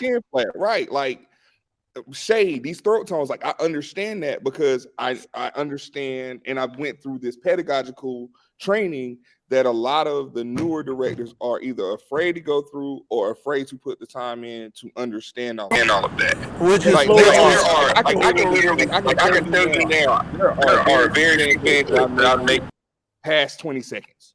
Because it's something that either turns me off, whether it's tone, time, drums being something that's just too loud. Like I don't know. My ears have matured a lot. So yeah. Which is why we But I got a question, Dr. Wu. I'm sorry, Hold on, y'all. before you know, Dr. Wu had his church finger up. I gotta honor the elder in the house. Respect. I ain't gonna say respect my elders, but that right there, I love you, man. Yeah, y'all have hit on some really good points, and so I'm gonna try to. I've been trying to jot little things down, but something that I believe, and this might be wrong, when you start talking about the foundation of, or maybe I should say, or mastery of an instrument. Mastery of an instrument was first developed where? In conservatories, classical music. That's where you learn to master the instrument. It wasn't in marching band. It wasn't in jazz band. It wasn't in any of those groups. It was the first thing, the most important thing was mastery of the instrument. And I'm one of those people that believe that when you master the instrument, it doesn't matter what style I put on that music stand in front of you. You ought to, you know, if I'm teaching you how to swing or whatever, you've already got the mastery down. And I'll take that to segue into something else. You know, so many times I see younger directors, and you know, they come out, they graduate from North Carolina A&T or Arkansas Pine Bluff or wherever they went, and you know, and here they come. You got 25 people, if that, in your high school band, and here you are out there making them blast, you know, out off the earth with poor tone, poor tuning, poor everything. They can't march, you know, they barely moved along, but you're trying to make them sound like UAPB with 25 people or less. It's not going to happen. I'm like, what is wrong with you? It is not going to happen. It is not going to happen. So that foundation, you know, and sometimes I'm not saying classical music is the end all to everything. That's not what I'm saying. Now we have some very good pedagogical materials out there in jazz and other.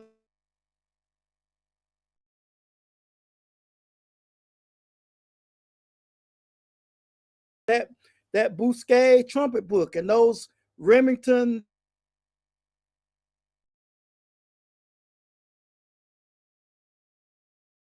you know, to teach mastery of that instrument, embouchure, tone, technique, and all of that stuff. And sometimes these new folks, they so busy trying to get a trophy or trying to win Battle of the Bands. I'm like, your band can't win a battle with itself because your clarinet sound like chickens. The drums play too damn loud all the time.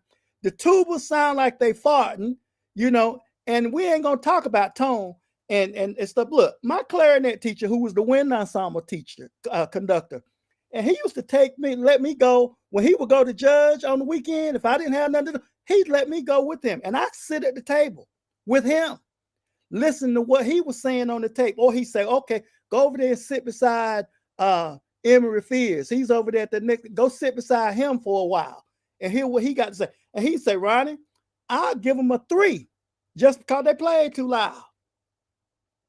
You know, I'll give him a 3. And he was kind of known for that. But then when you think about it, you got to play. Music is loud and soft. You know, it's both and everything in between. You know, and so when if all you teach it is blast, blast, blast, and then you ain't taught them flat chin corners in or whatever you want to call it, Krystal, with that clarinet embouchure or whatever. If you ain't taught them that and all they're doing is out there blasting, I don't want to hear that. And I've had college directors say, you know, in my presence, well, you know, well, you don't know about HBCU. That's the HBCU sound. I'm like, well, if that's the HBCU sound, it's horribly out of tune. The tone is bad. And that's all I'm gonna say about that. And piggybacking off of that one, let me say that I'm one who I've been the cross between a band head and a musician for a very long time. I can tell you without reasonable doubt, whatever they define the quote unquote HBCU sound is not it. It never has been. It never will be. Because at the end of the day, some HBCU bands are pleasing to the ear.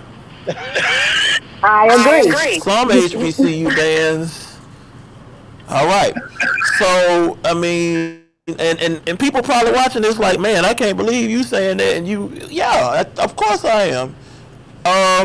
You know, I know the difference between what is what and what is what, but it's about being, you know, the receptiveness. What is the drive overall? What is the overall focus? The pedagogical focus. Another thing I used to pride myself on, you know, I believe a HBCU band made me a better professional, a better man. I came out mannerable. One thing Grambling taught me, table etiquette. Grambling taught us a little bit of everything. So the question is, what are you producing? If they come to me year one as a freshman and they leave year four as a graduating senior, the same person they were when they came in, perhaps I need to evaluate some things. And then two, what are you looking for? Like big money scholarships for what? So they can sit there and play half notes and whole notes as loud as they possibly can. Now there again are HBCU programs that don't do that. Without putting names out there, like the runs are running. You understand what I'm saying? As the kids say, them runs are running. Them dynamics are dynamic. You know, that tune and that tone is awesome. But you also know the other side of it. And so it comes a point where it's like a to thine own self be true situation. You're not going to tell, I believe it was my brother Willis Snipes that said music is music is music is music is music. Musicians know music. I'm trying to attract musicians, not blowers. If you can't tell me what diaphragmatic sound is, how to frame it, and what exactly that means to you, then I don't know if we can have many conversations. But again, the receptiveness of it all. What's going on, man? Being able to receive those criticism, because if it wasn't for the old guard, you know, I keep calling them that, but those old heads that, you know, that I was able to talk to that were honest about stuff. If I show them an arrangement, they ask this question: well, why did you do this? You know, well, if you can justify it, well, that's a nice this, but why don't you try doing X, Y, and Z? That's what it is. Because here's the scary part: what is this thing gonna look like in 10 years?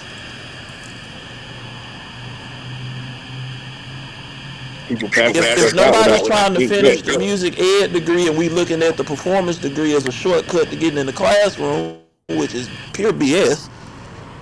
Yeah. Already got that church finger up. Oh, I thought he was.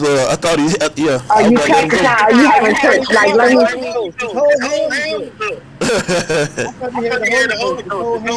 Lord, but we want to go. Hey, Bueno, you got feedback when you talk, by the way, so you might have to mute.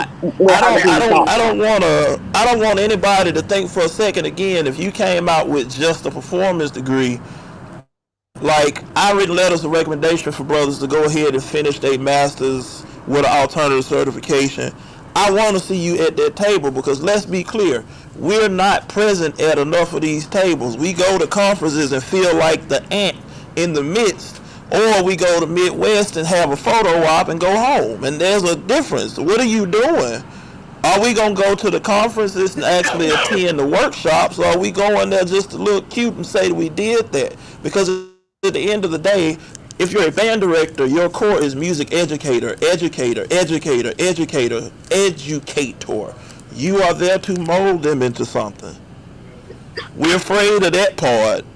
But the glitz and the glamour, standing throwing hands in front of a band, sounds appealing somewhere. Not at all. Because I tell anybody, but you know what? Our jazz Not band to cut you off, we'll leave that alone. I was about to go there. I was about to say, you got to go away.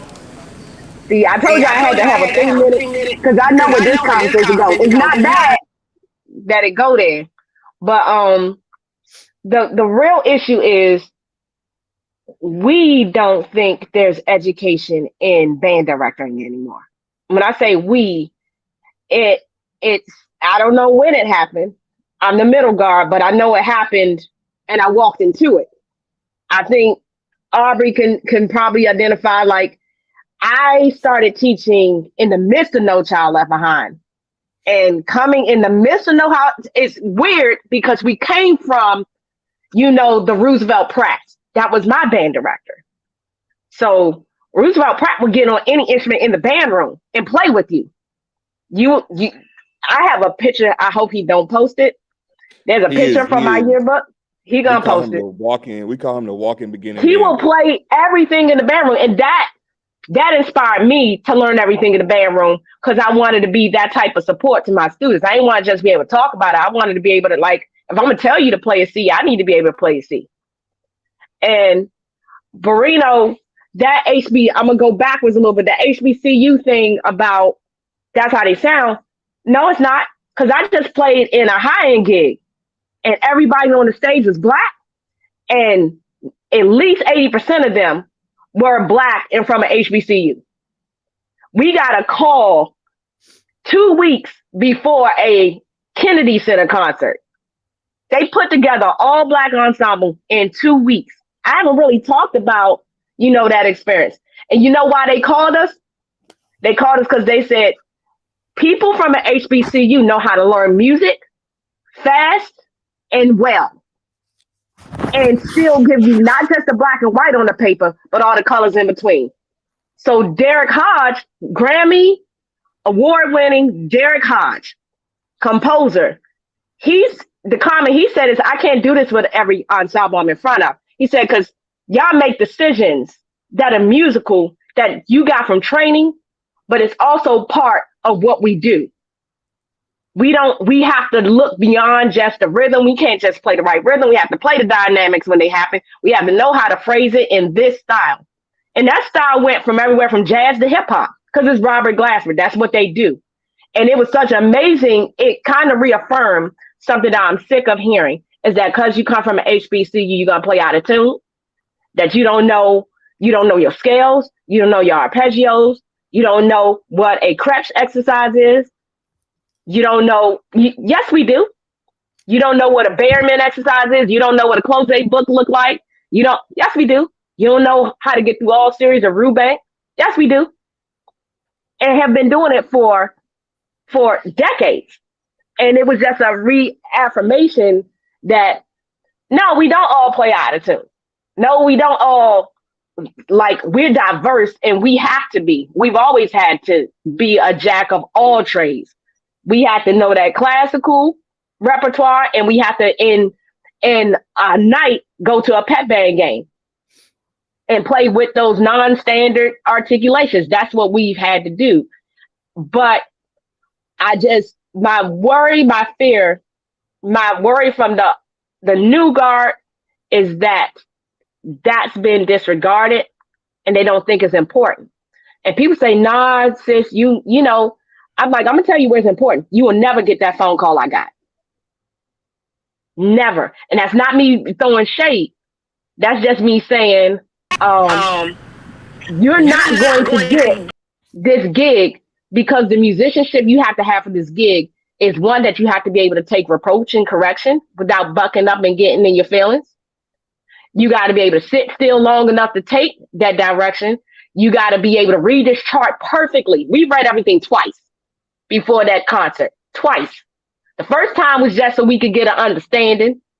Second time was performance ready. All right, now we've discussed, and you need to be able to make those decisions and know enough about genres to know that ain't the right approach. That ain't the right, there's foreground and background. You can't be, if you come from a marching band, blastissimo pedagogy, you would think that trumpet has to always be heard. You would think that tuba has to always be high. You will think that is the standard for all genres, which is not. And when people say, oh, you pandering after, I'm going to say it, white people music, I was like, nah, wrong, because we made it all. Black presence exists in all genres. I got to do this. I got to jump in. Go ahead. I know You this got is the, your you got the platform, finger. but I was just about to go there because it sounds to me you're talking about. You said, they hired as many of us as they did because we're able to sit there, read the music, and understand and interpret everything that's around it. That's beautiful because that's also what I remember. But what built that was concert bands and ensembles outside of just marching band. Even back to my high school band director, Jerome Smith, who, by the way, since we're talking to old guard, in the smaller towns, the old guard was the beginners band, middle school band, and high school band director, which he was. He put it in my hand and he walked out across the stage. He put me in the right places. But priority, concert band was a priority. He didn't have all the resources, but he made it work. Festival, we went a few times, handful, but we don't want to take kids to festival who look like us because we feel like we're going to get picked on. But we'll take them to a battle of the bands where if they like us enough, we're going to win anyway. If I have a platform, or if I'm just known or they clearly smashing them, that's your winner. But what about the group that was sitting over there in the corner who was actually very balanced? Nobody wants to talk about them. And to those band directors that preach always that concert band is a white folk thing, I'm going to give you 3 names. Sammy Hazel, Omar Thomas, and I'm going to give you Marie Antoinette Douglas. If you haven't caught on, go take a listen to her. Omar Thomas set a hell of a bar with Come Sunday, something that I've yet to hear a single HBCU wind ensemble attempt. So to me, he wrote that piece about the black church experience, and it's amazing. We sitting here crying about what's not existing for us, but we not even looking for it. But you got no repertoire. You got to know that it even exists. You got to come from out of that small box you've been living in to know that they exist. So how in the world can we tell a kid or ask a kid, we'll say the kids won't be into it. No, you're not into it. How can you expose them to what you haven't exposed yourself to? And guess what? Omar was at Midwest, but I ain't seen him in too many pictures with us. I could throw 3 more names out there. I could throw 3 more names out there. Kataj Copley, It Shabazz, and Chandler Wilson, who is an HBCU grad. Adrian Sims, young brother, new guard. So everybody in the new guard ain't just, out of touch. I just think they push where they push, and where it's picked up, it's picked up. And unfortunately for them, none of the HBCUs are paying attention because you still playing Granger because that's what you played when you were in school, and you want to keep pushing that every year.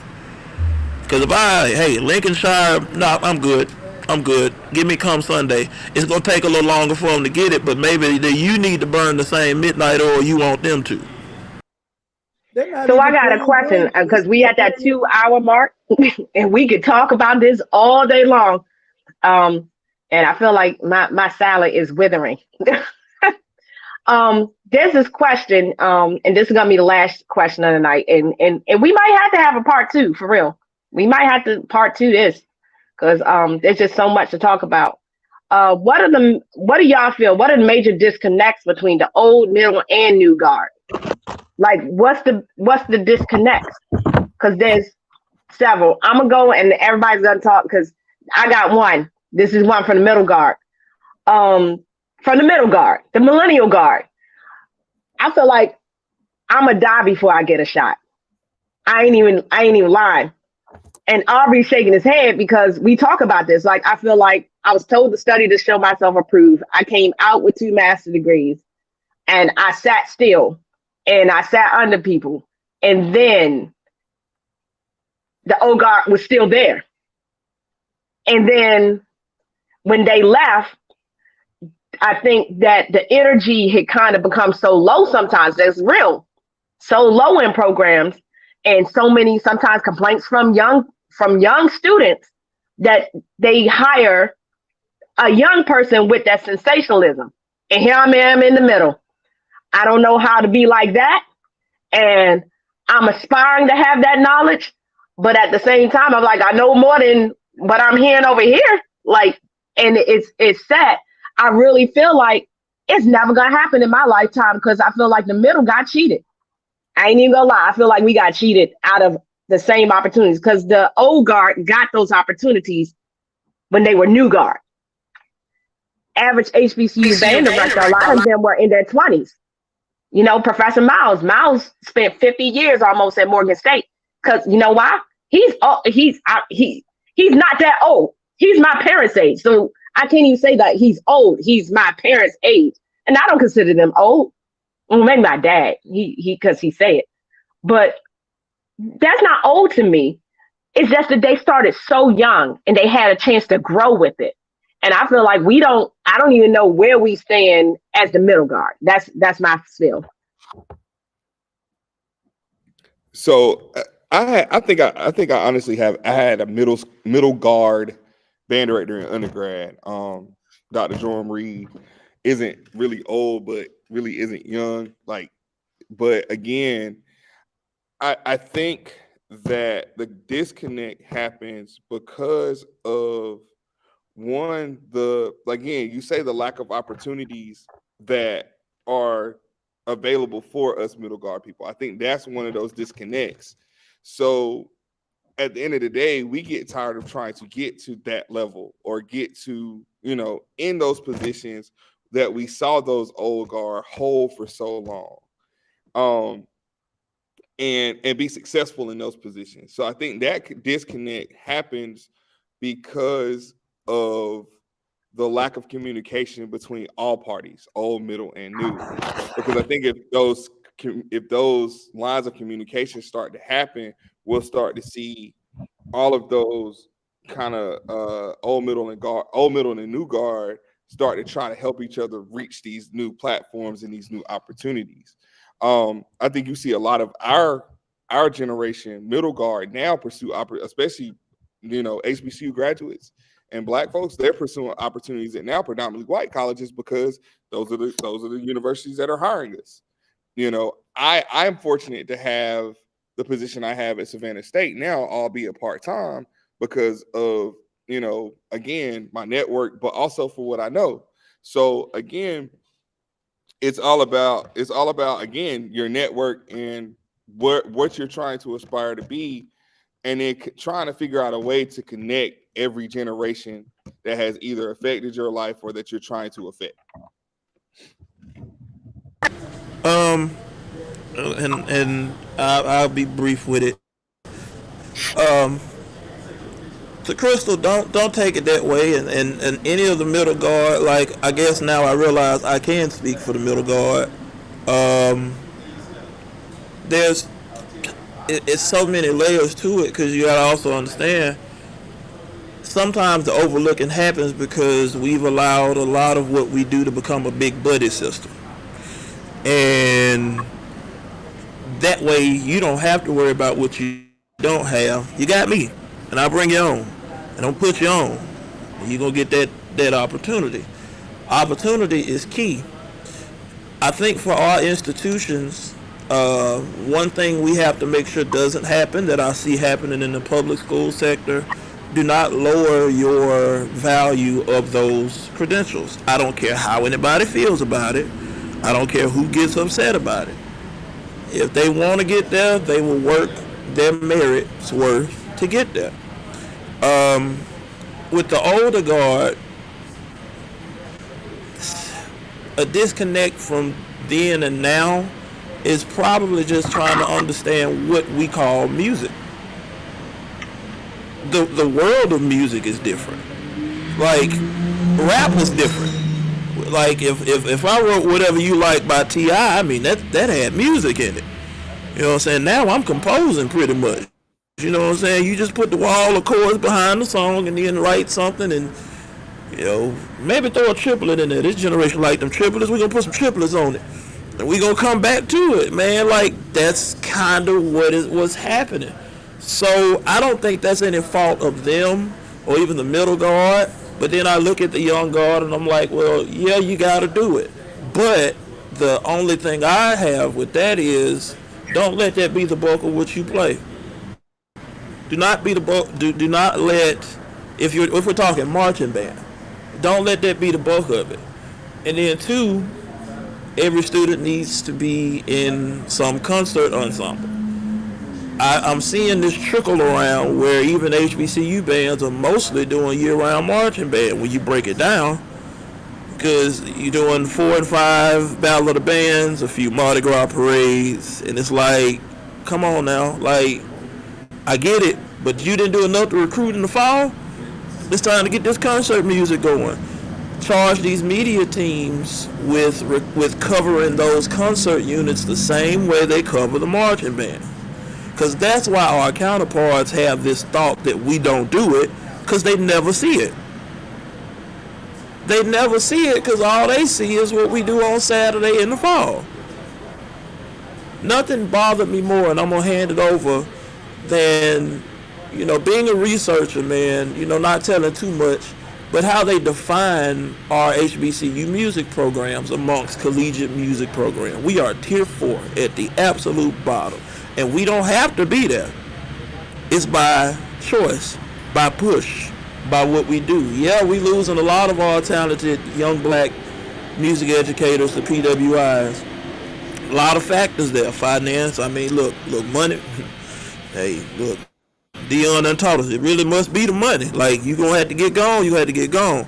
But at the same time, we all want structure. We wanna, we wanna be able to feel like what we're teaching is received, and all this that we have inside, we're putting it out there for the right reason.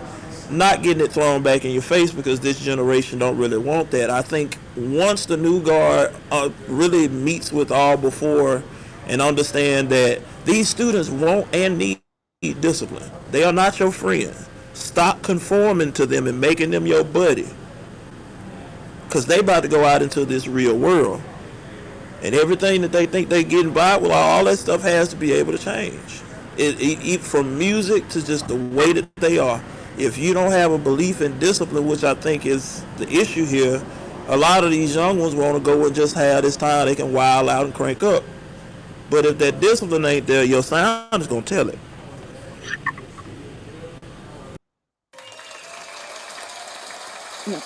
There you go. There's a sound effect. But not just your sound. Your sound is going to be impacted, but your pocket's going to be impacted.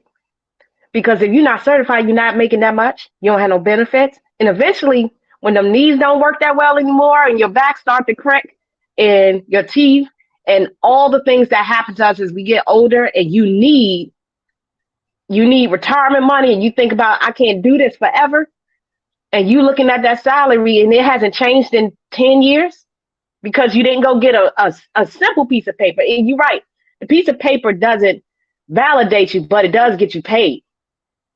It doesn't validate your information, because anybody can get on YouTube University now and on the World Wide Web and learn how to do a lot of things. But that money, like, I'm like, you don't care about your money? And people are like, no, I'm doing all right. I was like, yeah, you doing all right, but can you pass all right down to your son, to your daughter? You can't, I can't pass all right down to my son. I gotta pass down a house that's paid for, like what was not given to us. We watched our grandparents, we watched the generations couldn't get a loan, couldn't get a house, couldn't get these things. I don't want my son to go to college and have to find money. It's one thing if he gets money, and that all kind of starts with you. If you don't have the information to create longevity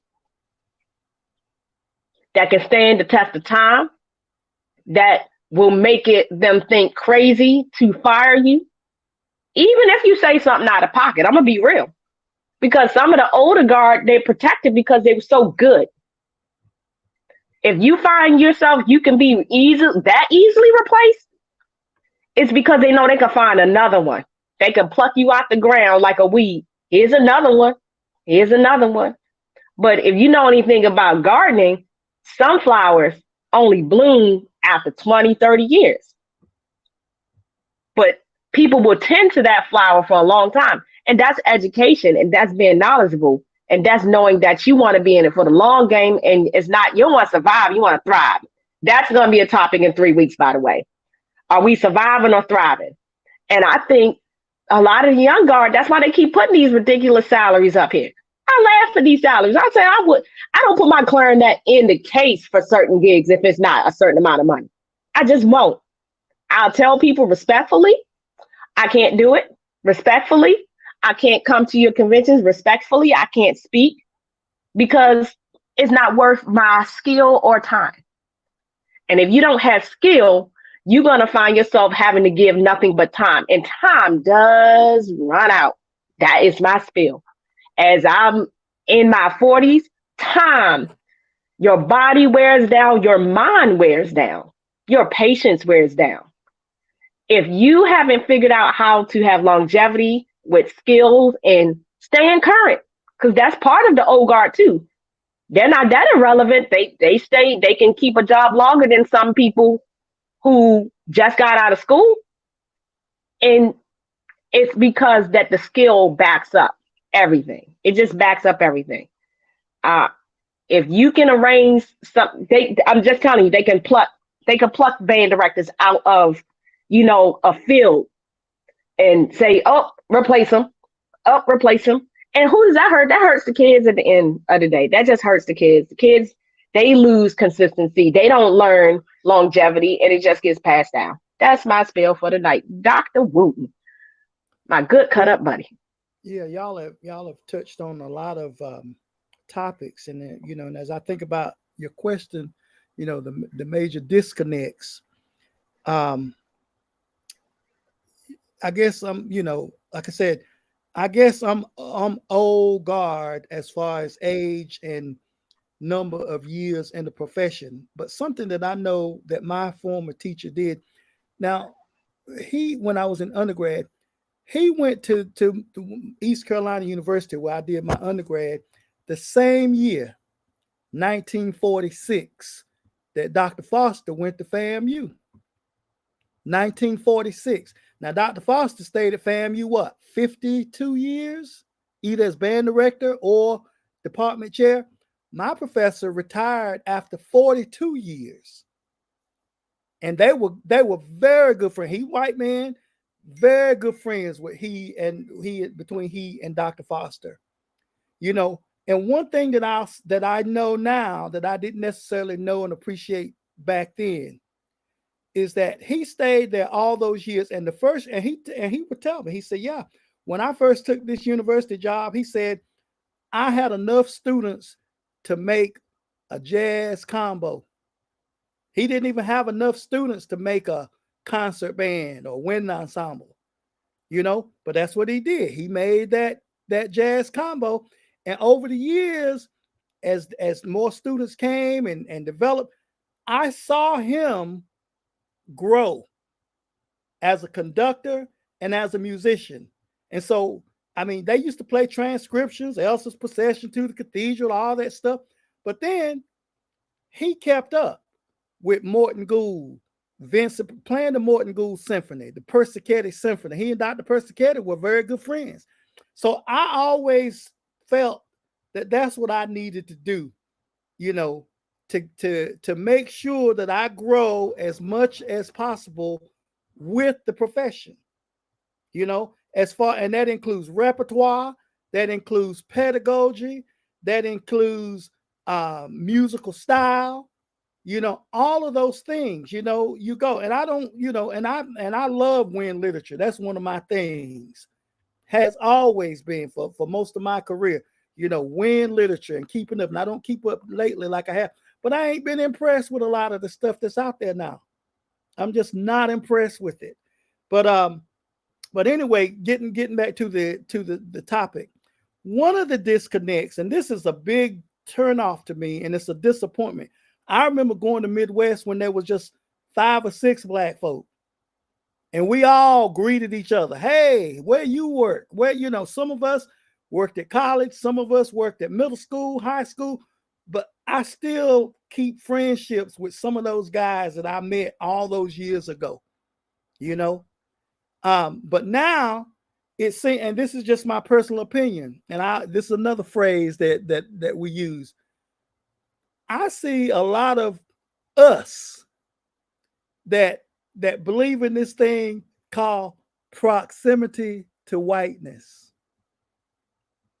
When you look at all those pictures at Midwest, and I know they're he's gonna go there, in y'all. the picture, proximity, to whiteness, to validate us and what we do. And I guess I'm old enough, and I figured it out years ago. I don't need that to validate me, because I didn't go to HBCU, none of my degrees, all PWIs, but I didn't go to college to learn about my culture and who I was. I thank my family for that. So it didn't matter where I went to college, and so, but that emphasis on proximity to whiteness to validate us and what we do. And that's a problem. And we have these quick reputations. I call it a quick reputation. Krystal, you and I talked about this a little bit at Midwest. We didn't have long, but but this younger generation, they can go on, they get this award or whatever. They can go on social media in 2 seconds and broadcast it all over. Now I'm sitting here like, okay, now how do I get this off my phone to my computer? And blah blah blah blah blah. And then I'm calling former students, asking them, well, how do you do this? And I don't mind doing that, because I always learn something, but we got to learn. One of the disconnects is that young folks don't really know the profession. And when I'm talking about know the profession, I'm talking about you don't know the movers and shakers. And the sad thing is once upon a time, most of the movers and shakers were not people that looked like us, but they moved.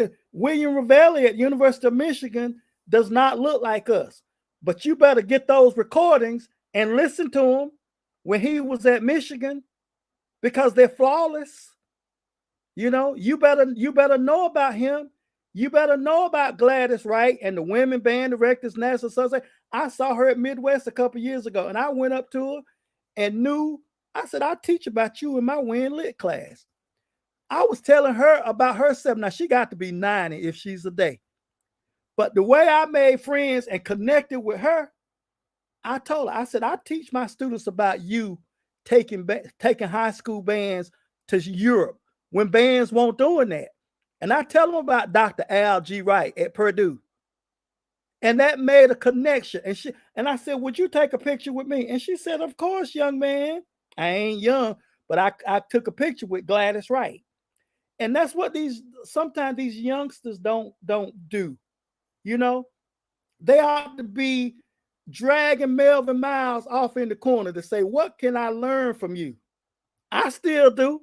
I don't know how much older he is from me, but I know this man has made history. First of all, being there for 50 years and being the only HBCU in history to host a College Band Directors National Association event on his campus. No other HBCU in this country has hosted a CBDNA event on their campus other than Melvin Miles. And that's history. I was there. I was right there at Morgan State because I did a presentation at that conference. And so I was there. But that's what a lot of these folks don't know. But you see them on Facebook in this picture grinning because, they sit next to some white person, that they can be adjacent to. But then when you start talking about the history, they don't know. They don't know the literature. They don't know the personalities. They don't know the movers and the shakers. They don't know a lot of the black ones. So they don't know the white ones. But if you're going to know and teach about this profession, about education in the United States, you got to know the whole spectrum. You got to be familiar with, you got to go all the way back to singing schools and where they came from and shape note singing and all that kind of stuff. You got to know the whole thing. And some of them, they got this, I don't know, they got their PhD last week, but they know everything. And I'm going to just stop right there because I could go on and on and on, but, I just hope and I promised myself, I ain't promised nobody else this, that when I decide that I can't learn no more, that's when I need to stop teaching.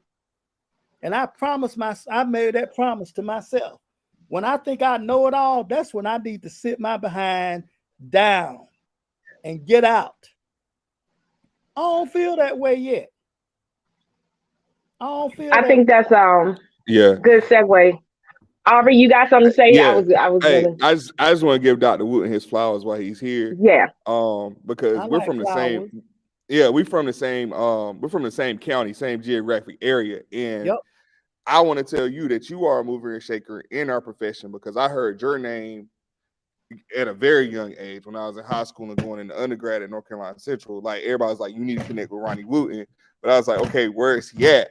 Like I gotta find him, you know. And then it was like, well, he's up north. I was like, well, I ain't going up north because it's cold. You gotta stop saying that. You go where you. It ain't cold. You're right. So a little chilly, you know. But yeah, we definitely got to connect. I definitely want to connect with you. So we will. Yeah. We will. Yes, sir. And this is really what it's all about. This right here. Dr. Wooten met me on social media. He's not so disconnected that he doesn't know how to use social media. Not that. Krystal. Yeah, but I was like, I didn't know how old you were. I had no idea of any of that until, we kind of started talking and conversing. I said, okay, but I want to make sure we understand that this word guard, old, new, a guard is someone who protects. And it's someone, so if you're the old guard, you protected the craft a long time. You stood the test of time. If you the middle guard, you still stood the test of time against some other things. And if you the new guard, you're brave enough to step in it. Because you've seen the battle and you know what it looks like and you know what the terrain looks like. And you know that terrain and the things that are oppositional against music education, especially when you're Black, it's still hard. Yep. It was hard, quote unquote, for the old guard, and it's going to be hard for the new guard. But at the end of the day, this is what we have to do. We have to sit in a room and talk. We have to talk, share information, share experiences, young and old, talk about things. And so there is no disconnect when we communicate.